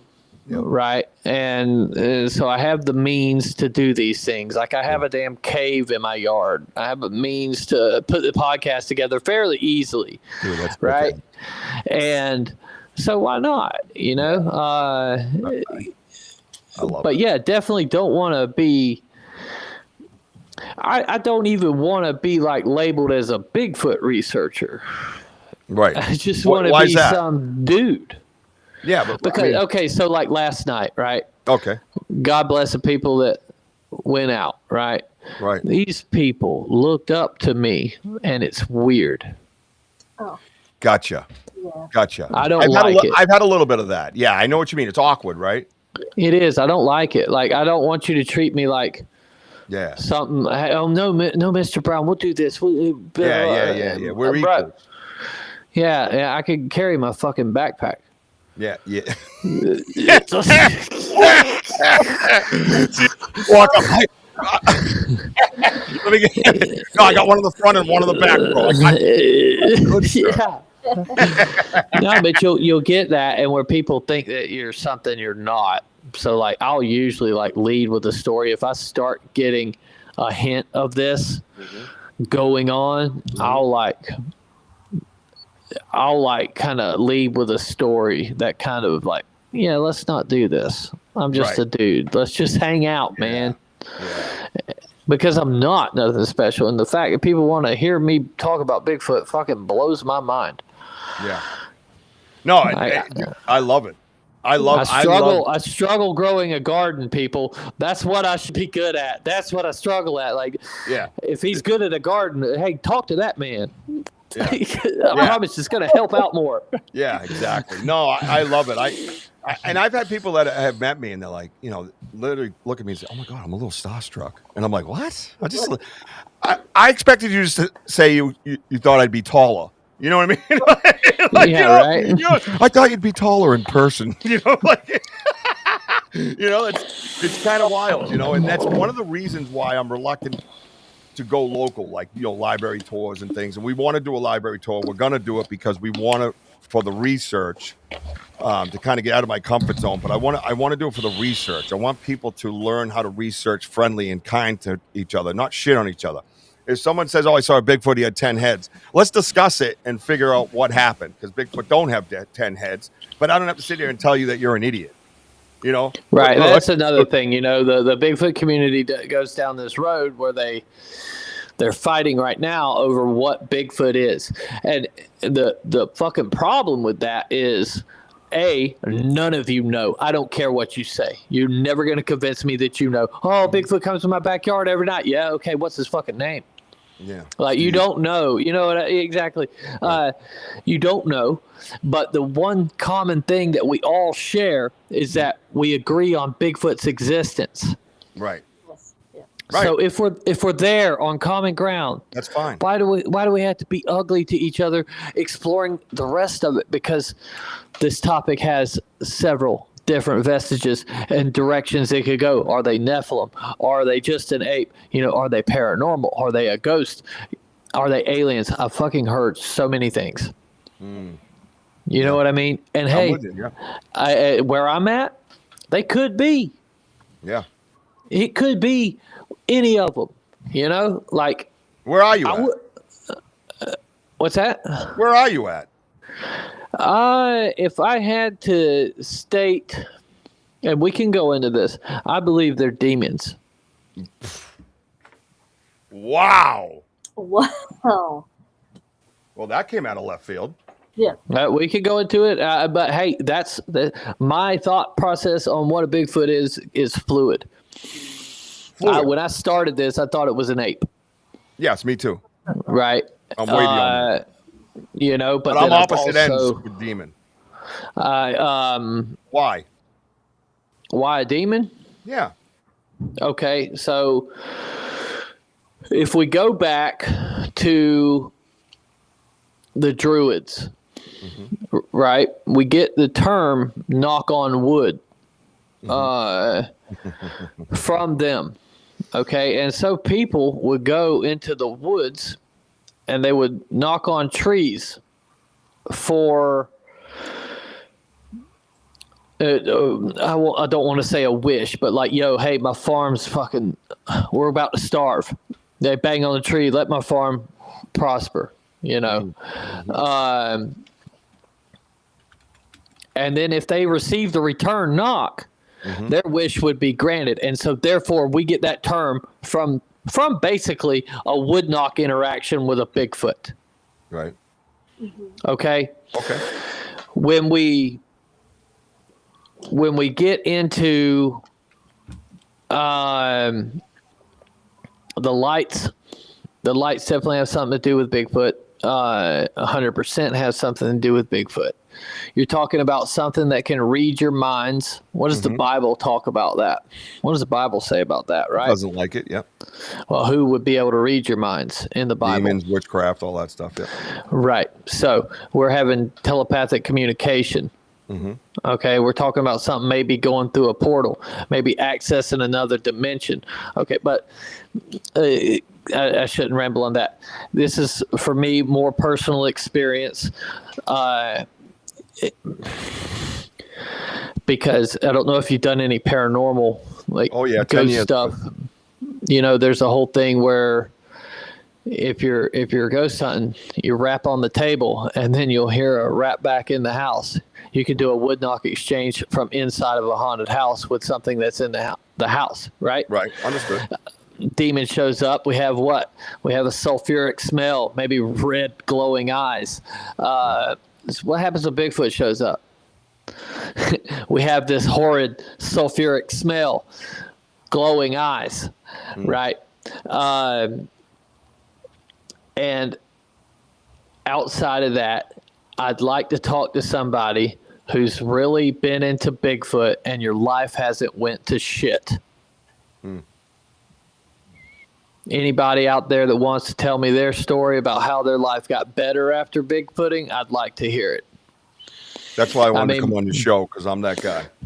You know, because I haven't experienced it, right? These things that follow you home, I don't think they're nothing good. And maybe there's good ones, maybe there's bad ones. Maybe we're at that. But I'm stuck right now on the whole. It's demonic. All right, so let me offer you this, if I may. Have you ever been flanked? Okay. Did you get ripped apart?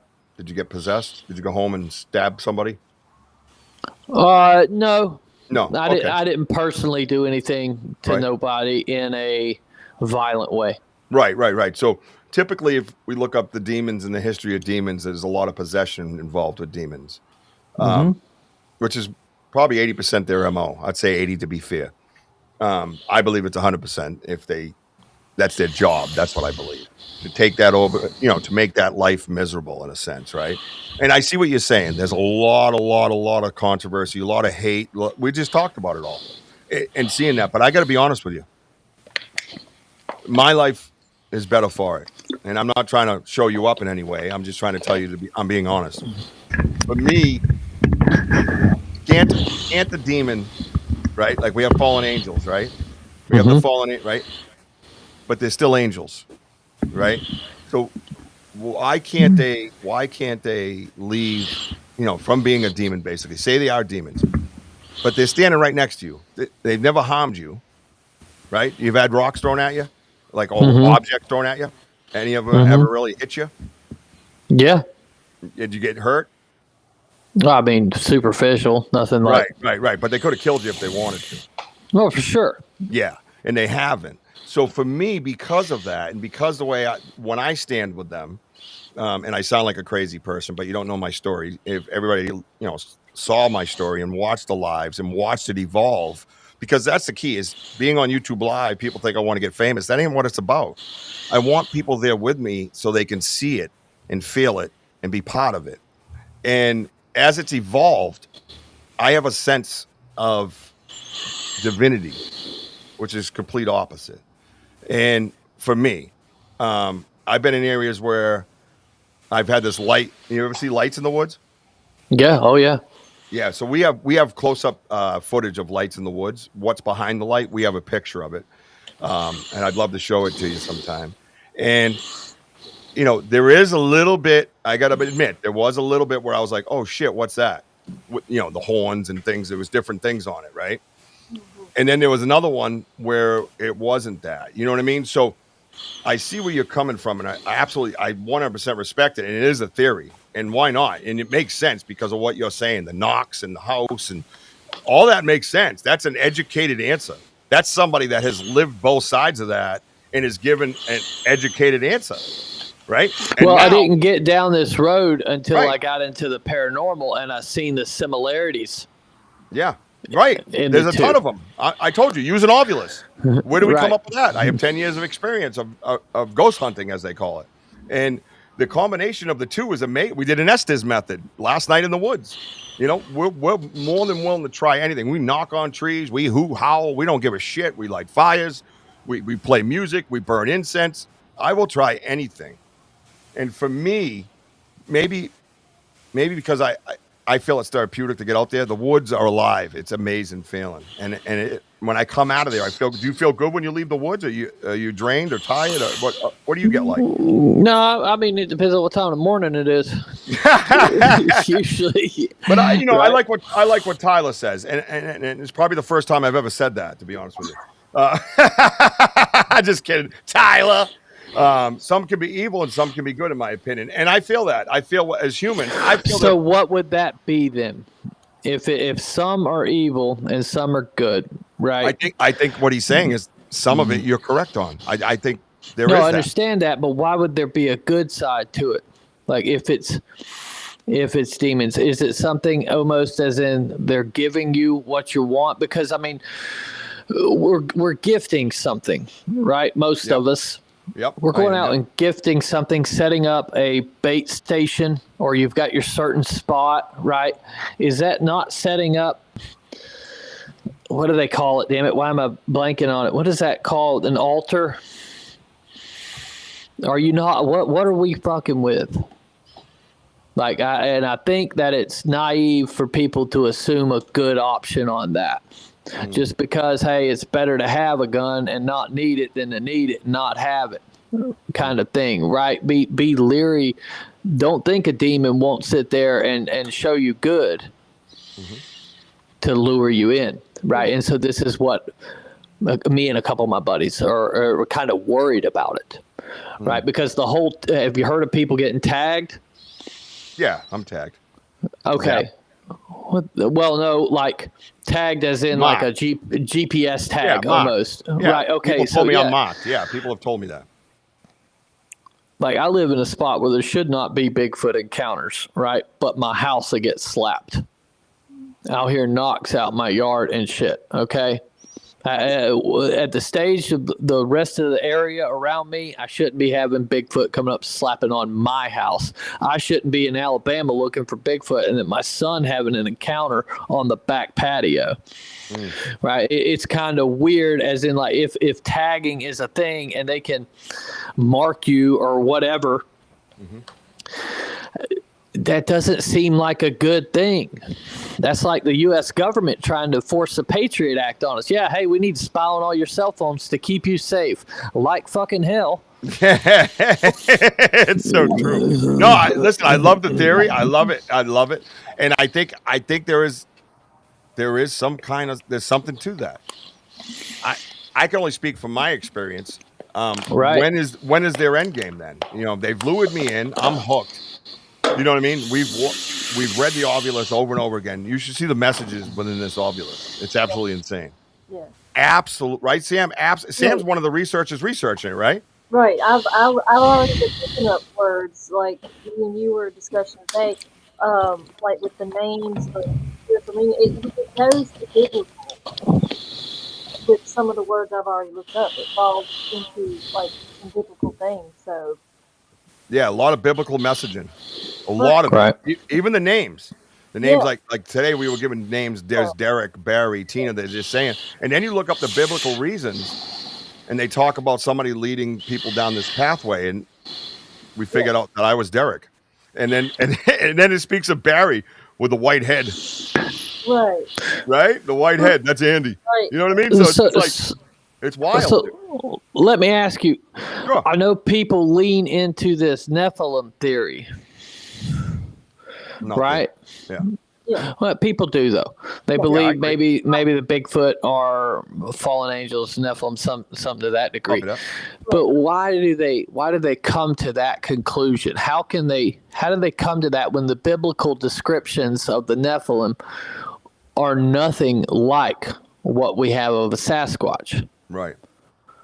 Where are we getting this? I just want to understand it. I'm not trying to throw shade or nothing to anybody. It's a general curiosity of me. I agree, yeah. Of mine, like how are you coming to that? And it's interesting because like the Mormons, your four horsemen to Bigfooting were all Mormons, right? And so like Mormonism in the original Bigfooting, original Bigfooters was kind of big, and their religion has an explanation for Bigfoot. They believe it to be Cain or descendants of Cain. Right? Meldrum was a Mormon. I grew up a Mormon, so like that was something kind of weird thing we had in common. But I think people come, whether they're demons or angels or Nephilim or anything like that, a lot of us are seeing kind of a spiritual aspect of this nowadays. There's more of a spiritual awakening, It is. And it's just odd that a lot of different people are coming to that. And that's kind of my personal, like I would never make something and put this out because nobody would want to fucking watch that. But I want to hear like stories from people of why they have come to that. It's kind of the easiest thing is that'll turn a skeptic off, right? And at the end of the day, we don't need more of us. We need more skeptics, right? We need to turn more skeptics. Like, I don't need to prove Bigfoot is real to Richie. We're sitting here having a pissing contest about whose footage is good or who's doing correct methods, and it's just stupid, right? We don't need more of us. We need to, as researchers, need to grow the field. We need to lighten the mood to where it's not a joke, where it's not kind of taboo, because I believe once we have more people in it, to where, because Bigfoot wasn't a joke to my grandparents or any of their friends. It was a thing. Right. And nobody talked about it, but nobody joked about it. And then sometime around the Patterson-Gimlin film came out, when that fake shit came out, they then suddenly, it's taboo. It's a joke. You're crazy if you're into Bigfooting. Yeah. Right. And I believe that was all like pushed by the government, because they pushed the same thing with the UFOs. Right. And we have to, I mean, because you figure with the UFOs, the government spent 60 years telling us it was all bullshit. Right.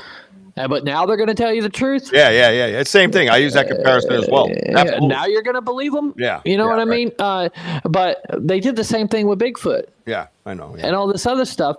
And the only way to get this thing taken seriously is to pull the joke out of it. Yep, I agree. You know what I mean? Get people to turn their heads, and when researchers present evidence and things, they have to look at it from a fucking do I have a friend who absolutely will shit on me for showing him something?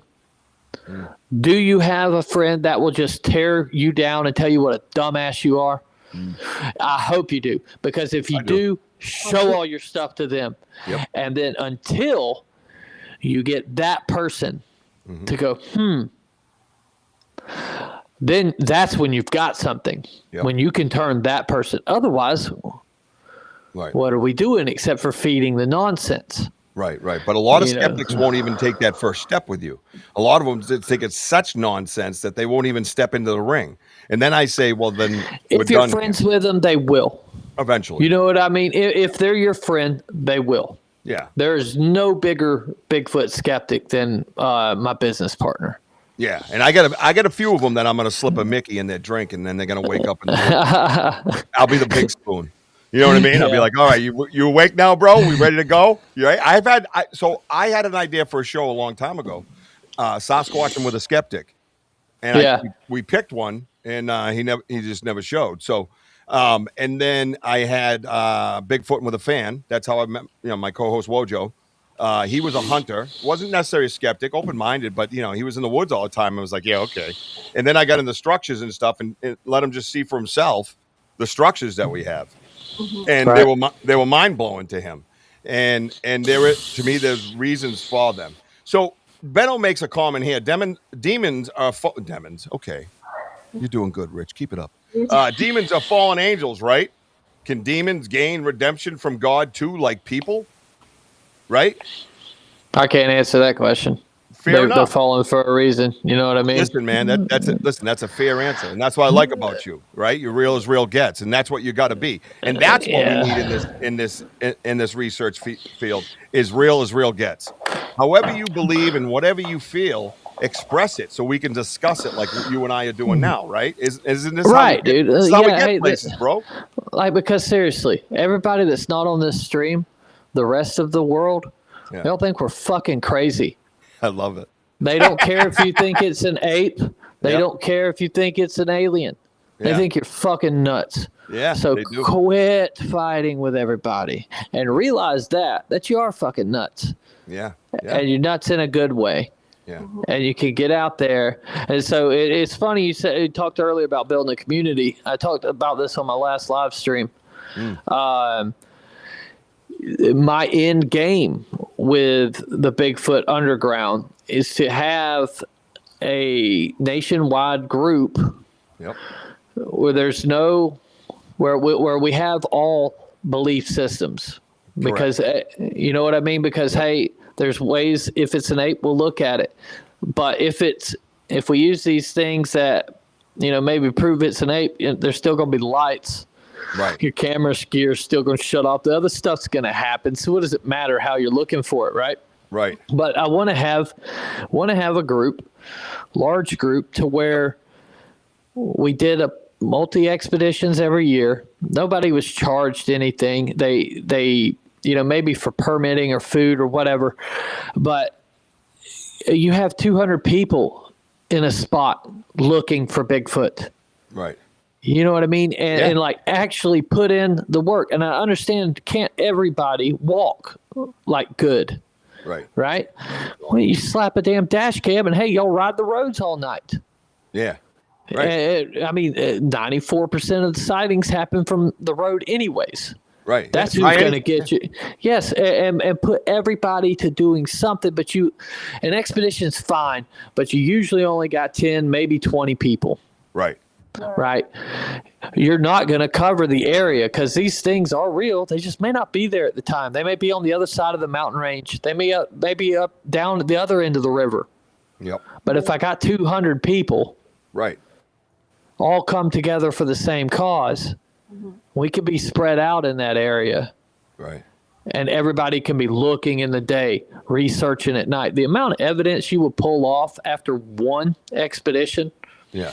Like the audio you would hear, you're talking about trying to cover like 10 square miles. You got 200 people to fucking do it or more, Yeah. And you set everybody to a destination, all well planned out. See what happens. Yeah, get your drones up in the air, like Benno says, and get your trucks running down the road with a camera. Try it all, right? Yeah, you do everything. You got people by boat. You got people, by the vehicle. Yes. You cover all aspects, and you all get along. And this is my pipe dream. Yeah. No, bro. Listen, man. I'm telling you, you and I need to stay in contact because I'd like to share evidence that I found with you and get your opinion on them as a fellow researcher. No, I'm not going to carry your fucking backpack. Don't ask. Hey, now, well, it's kind of the first step. It's kind of the first. Join the Stacey membership over here on YouTube. $5 lets you carry his backpack into the woods, but then you got to leave. Back to you, Bo. But for $3, you can lace my boots because they keep coming untied. Dude, it's so funny. No, I'm serious, man. Because we're critical thinkers, right? And we don't think all the way. I don't believe in, I don't believe there's a demon there in a sense, because I'm still safe. I'm still alive, and the euphoric feelings that I've had leaving the woods. Am I being lured for 10 or 12 years now? Maybe. I don't know if that's a long process, maybe a short process to a demon. I have no idea, because time is completely different to them, It's right? quicker in Thailand. Yeah, you get some lady that lures you, and you wake up with no kidneys. Yeah, I hate when that happens, bro. I'm like, a kneecap? What the hell did you need a kneecap for? You weirdo. But no, there's so many different avenues you can travel, and that's the beauty of people like yourself and myself and my team and my virtual team over here, is that we all have different thoughts, theories, and avenues that we travel, but we do it respectfully. And, because at the end of the day, my mind is going to change again, probably. Yeah.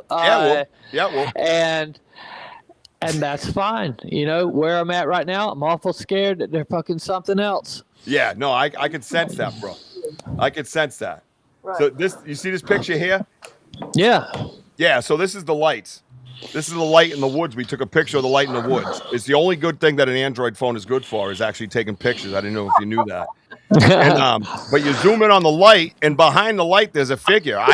I saw first thing live when we did it. I brought my camera over to it, and I went, "What the hell's that?" I could see the perfect eyeball. It looked like a human's eyeball, and above the light, straight up. And that was one of the pictures that we took. And we have a series of pictures of all kinds of different things behind the lights. So we believe the lights are kind of to disguise them, right? They use it for hide behind. You know what I mean? So, right.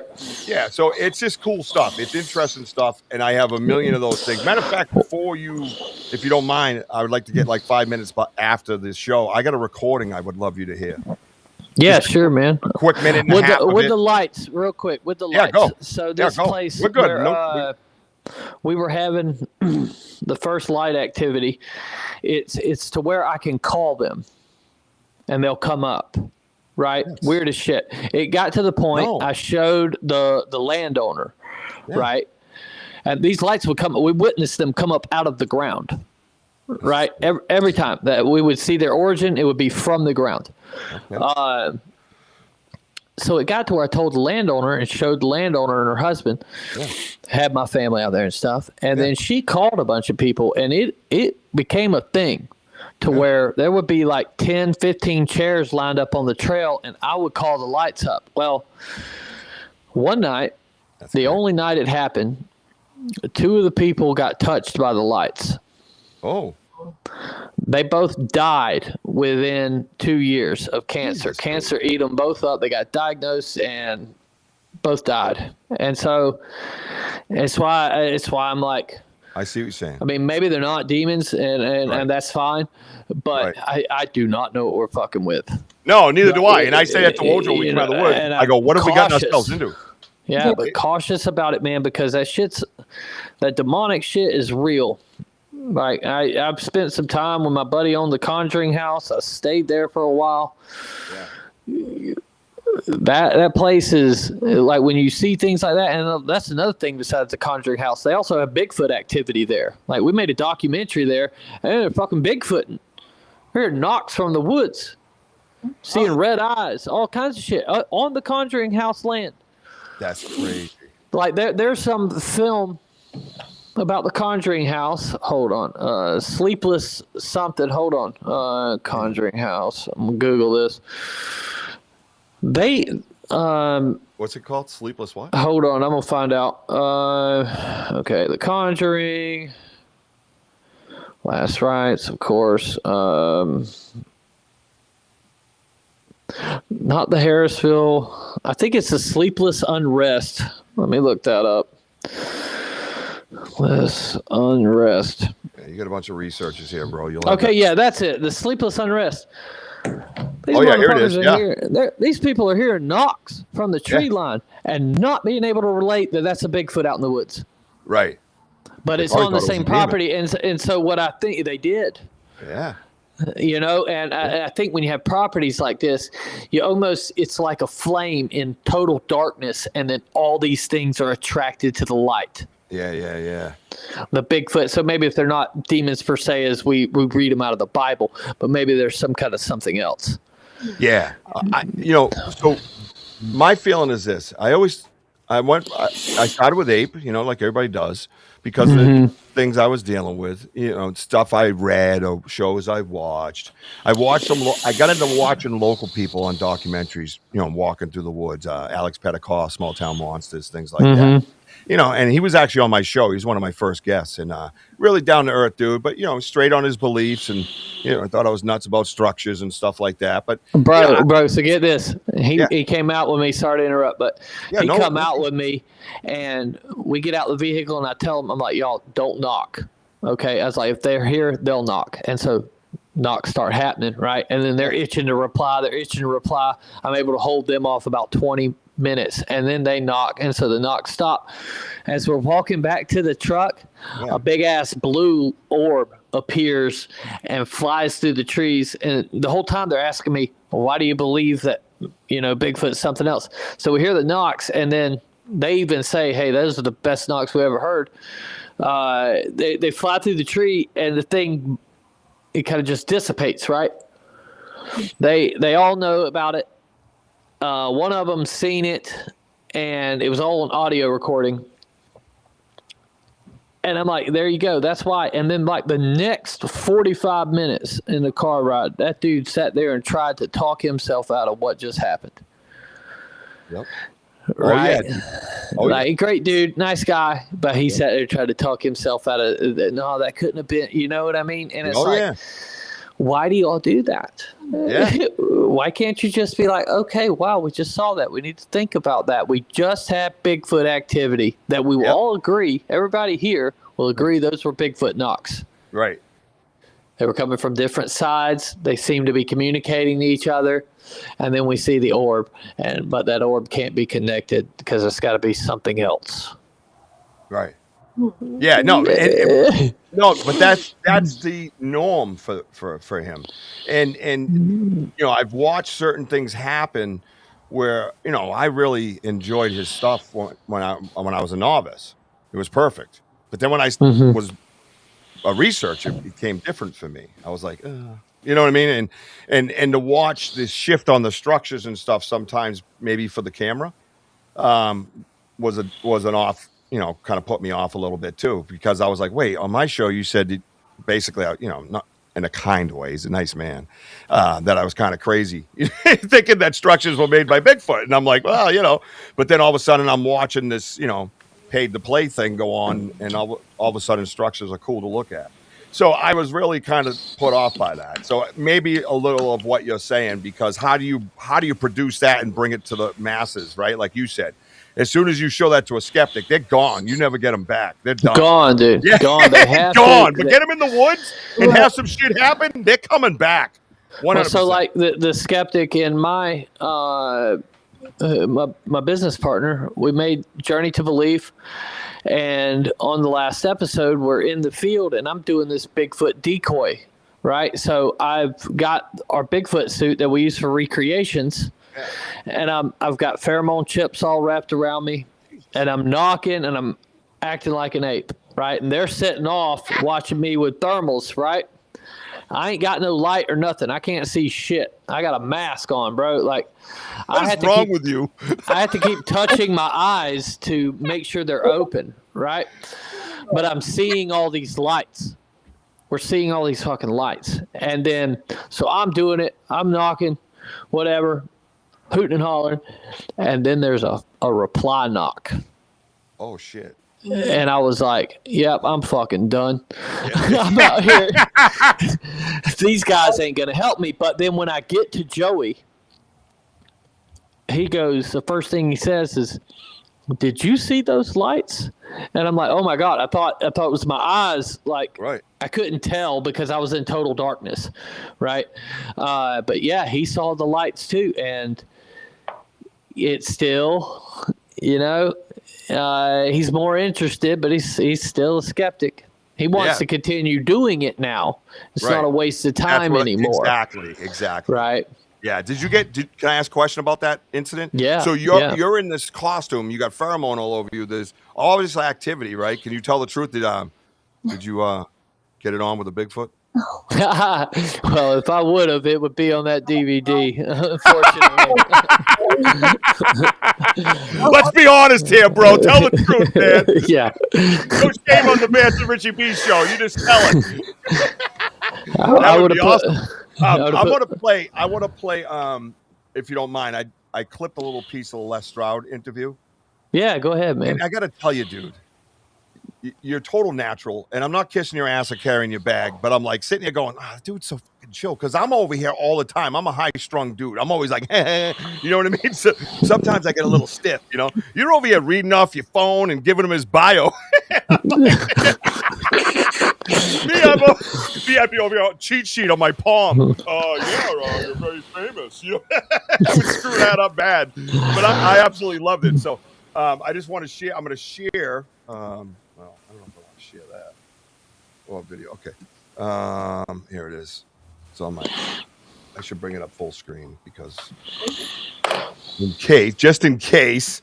There we go. Sorry, don't mind me. This one I didn't upload because, it wouldn't take it actually. For some reason, I don't know if there's some kind of copyright on it, so I didn't know if it wouldn't take it, so I had to do a share. All right, cool. So let me go here. Check this out, everybody. This is Stacey, Bigfoot. Now your Bigfoot Underground podcast. I'm saying that right? Why did that sound weird? Yep, the Bigfoot Underground is on Bigfoot Stacey on YouTube, right? That's where they find it. Okay. Mm-hmm. Guys, check out his podcast, man. Check out his work. Awesome stuff. I wouldn't lead you down the wrong path. Trust me. And I quite honestly, Stacey, like to have people on that have a namesake, right? Like yourself. I'm not a guy that does that. I don't necessarily look for that. I look for things about the person and then bring them in to have a discussion. And that's where I'm at. But here we go. All right. Enough about me. Let's talk about me. All right, here we go. Now let me push play. Stroud pioneered the survival television genre by filming entirely alone in remote wilderness locations without a crew or assistance. Over his decade-long career, he has inspired millions with his realistic approach to survival, environmental stewardship, and adventure. In addition to his groundbreaking work on Survivor Man, Stroud is also an accomplished musician, author, and advocate for reconnecting with nature through knowledge, respect, and resilience. Kind of sound like a hell of a guy, don't I? Yeah, you do. I'm a bunch of bull. Yeah, right? It said like... I got to thank ChatGPT for that. That's what I clipped. I absolutely love his response. And I'm going to tell you right now, that's because of the way you're being so candid. And I don't know the background relationship. You could be boys and whatever, you know what I mean? But I'm just saying, just that there as a viewer, dude, it was just so candid. And he's like, yeah, a bunch of shit. How was that moment? It was a joke, right? So like that whole thing, I've known Les since like 2017. We've been good friends. And we were on a movie together with Tom Green. And so, I played Les Stroud's assistant and Tom Green's nemesis. It's called Interviewing Bigfoot, right? It's a stupid ass comedy, but but we became good friends, and so he was coming down to the house to film with me for his new documentary that he's got coming out, The Question of Bigfoot. And so that was just kind of a spur of the moment thing. I was like, hey, I started this new podcast. I wasn't going to do interviews, but fucking you're here at the house. Do you mind if we just chat for an hour or so? And he's like, hell yeah, let's do it. And then, I rag his ass. He rags mine, That's awesome. And it was really cool. You know what I mean? The people enjoyed it. It's every bit of the 120,000 views it's gotten.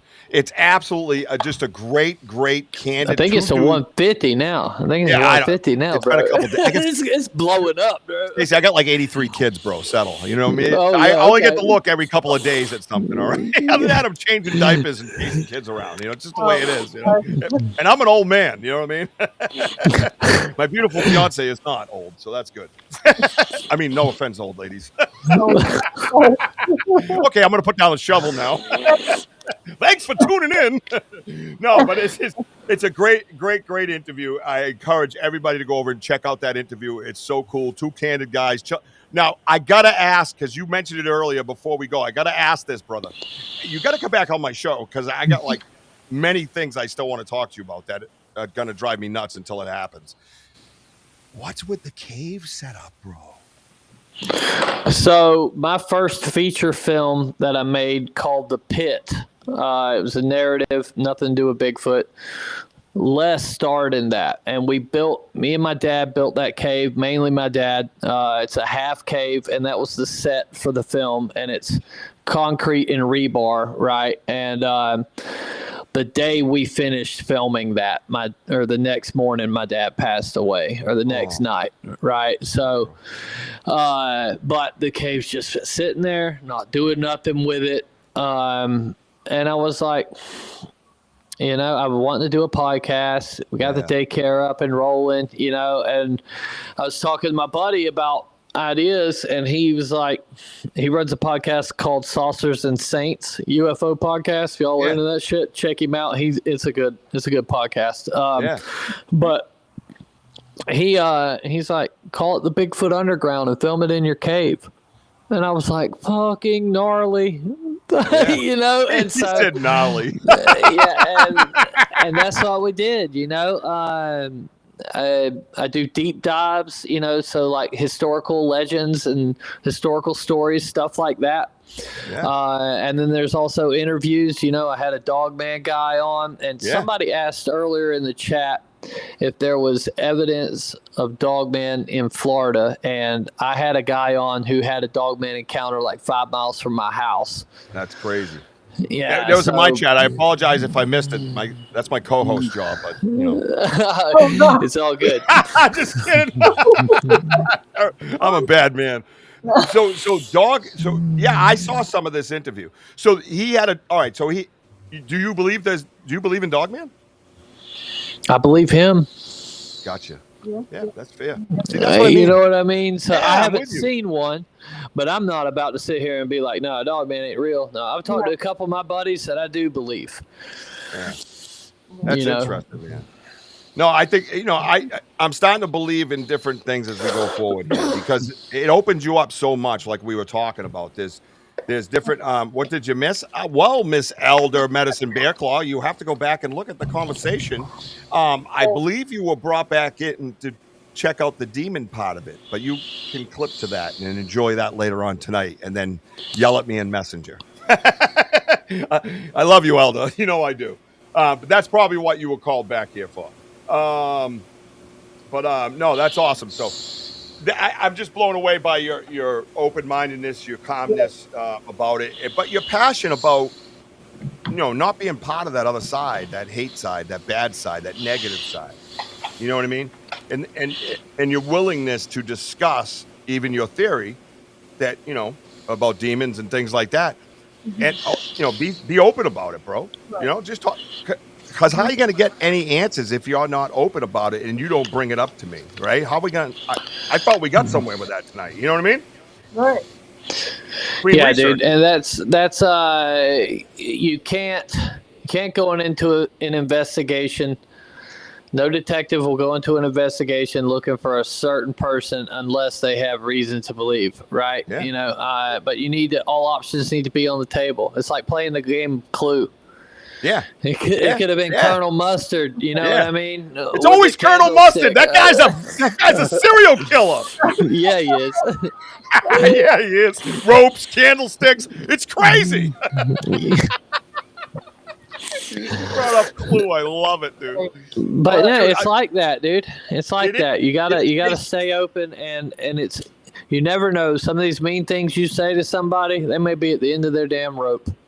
That's right, man. You're right. It doesn't hurt. It doesn't take any extra effort to be kind, even if you don't agree. Yeah, man. How many times I tell you guys this? He's saying, he's preaching what I say. It's unbelievable because, you know, we don't. My goal was to push that shit out of my area that I live in and put New England on the map, and I believe we've done that in a sense where it's a whole story I could get into, but I believe we've done that mostly. You know, I truly do, because there's good groups set up all around that we communicate with. The Vogel brothers, Mike Tinsley, New Hampshire, Kelly Porter, Gene Tewksbury in Maine, Andy's over in Connecticut. Like, we got everybody surrounded. Got my boy Denny up in the North Shore of Massachusetts. And we're researching kindly, and we're not insulting people when they come in with crazy ideas or crazy stories. Oh, yeah, that's bullshit. We're not doing that. We're spreading the love when it comes to this stuff. Because, hell, even if you are dealing with a demon, you better spread some love and hope he gets onto it before he gets you. You know what I mean? Yeah, right. Come here, big fella. You know? Your dad is some smooches. I got my pheromone. I cannot believe you just said on the BanterWithRichieB podcast that you were in a Bigfoot costume with pheromone all over you. Oh yeah, bro! I had the chips hung all over my body. I looked like that thing Chewbacca would wear across his chest. Just fucking pheromone chips everywhere, and that's all I could smell the whole time. Oh my god! Were you married then? Yeah. So how did you feel about that when you got home? Oh, it's an everyday thing, bro. It's not out of the ordinary. It's not. It's not out of the ordinary. So. It's not out of the ordinary. Oh, no. That's just a weekend, you know. Yeah, that was a Monday at 2. Yeah. Oh, dude, you're an awesome dude, man. I've enjoyed this interview thoroughly. I truly have, dude. It's I feel blessed. I really do, man. Again, I got goosebumps telling you that, because sometimes you connect with people no matter where they're at on their research or in life, and sometimes you get drawn to people, you know. And I was drawn to you as a person because I can relate with tragedy. I can relate with passion. I can relate with Bigfoot, right? Yeah. And I just learned a few things about you that brought you even closer to me, that you understand the other side of this. Perhaps what, as they call it, the woo, right? Right. Which I got to admit, when I went home, I chuckled about those woo stories. I was like, oh, God, boy. You and me both, brother. You and me both. And now I'm sitting out in the woods going, woo! Yeah. I get it. Holy shit. Oh my gosh! You know what I mean? Right. Thank you, Z. Appreciate you. So what we're going to do is I want to take you backstage. I want to hear a couple quick recordings and let you get back to your family. But I want to thank you so much for taking the time out of your life, man, and just chilling with us and making it happen. I got to be honest with you. You know, Stacey was like very apologetic that when you had to reschedule. And a lot of times people aren't like that. They're like, sorry, can't make it. And then he made the point to make sure I got a date before we stopped talking. He did that. I didn't initiate that. He did. Yeah, I felt bad, bro. No, but because I know what it is to set up a bunch of shit and then have somebody bail on you. And it wasn't a bail to me. It was fine. And we had amazing Susan Ahern step in, the happy medium from the local area, and she was an incredible guest. And my audience was just looking forward to tonight, and I think it was worth the wait. You know, to them and myself. So I know it was worth the wait. But I want to talk to you more as a researcher going forward, if that's okay. If we stay in contact. And it's just very important to me for the research. It really is, because when you find people that think like yourself, and it doesn't have to be like me, and part of it isn't. We already came to that conclusion. But there's other parts of it that are very important that I think needs to be shared with people that understand it, and then learn how to bring those other people in. Remember those skeptics that you told that would be freaked out if it was the woo and they'd run? You're right by that. Yep. We have to figure out how to get them into our communities, and it would be huge. So I want to thank you for being here. Everybody, I've been rolling it across the screen at the bottom, youtube.com/@BigfootStacey. Get over there right now and subscribe and check out his podcast. That's the key to this. Check out that podcast, man. Very down to earth. Great conversations, just real people. So I want you guys to enjoy. I just want to say real quick. Say anything you want. Benno, I'm not carrying my backpack. Get over it, brother. Yeah. Yeah, I know. He's done like 10 of those messages, Benno, with us. Benno's in Australia. He's another very astute, critical thinker, dude. Very critical thinker, and he adds a lot. And it's cool that I have a Banter with RichiebB t-shirt down in Australia. I thought that was kind of fun. Hell yeah.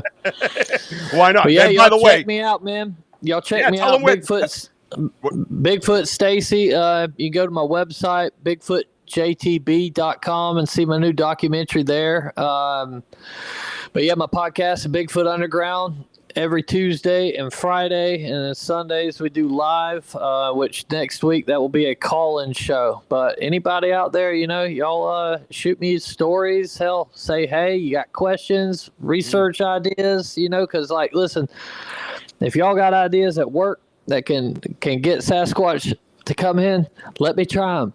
Yeah. Yeah. I want to have an experience. Come on. Yeah. I don't think we should hoard those things. We should share methods and what we're finding and stuff like that, dude. Hello. Yep. You guys have been on my show for how long? The man just quoted me. I swear to God, dude. You got to share. Don't be a gatekeeper. Talk about it, man. Talk about it. Listen, trust me, you lose money doing this shit. Yes. I'm not here trying to get rich. I'm here to tell a story.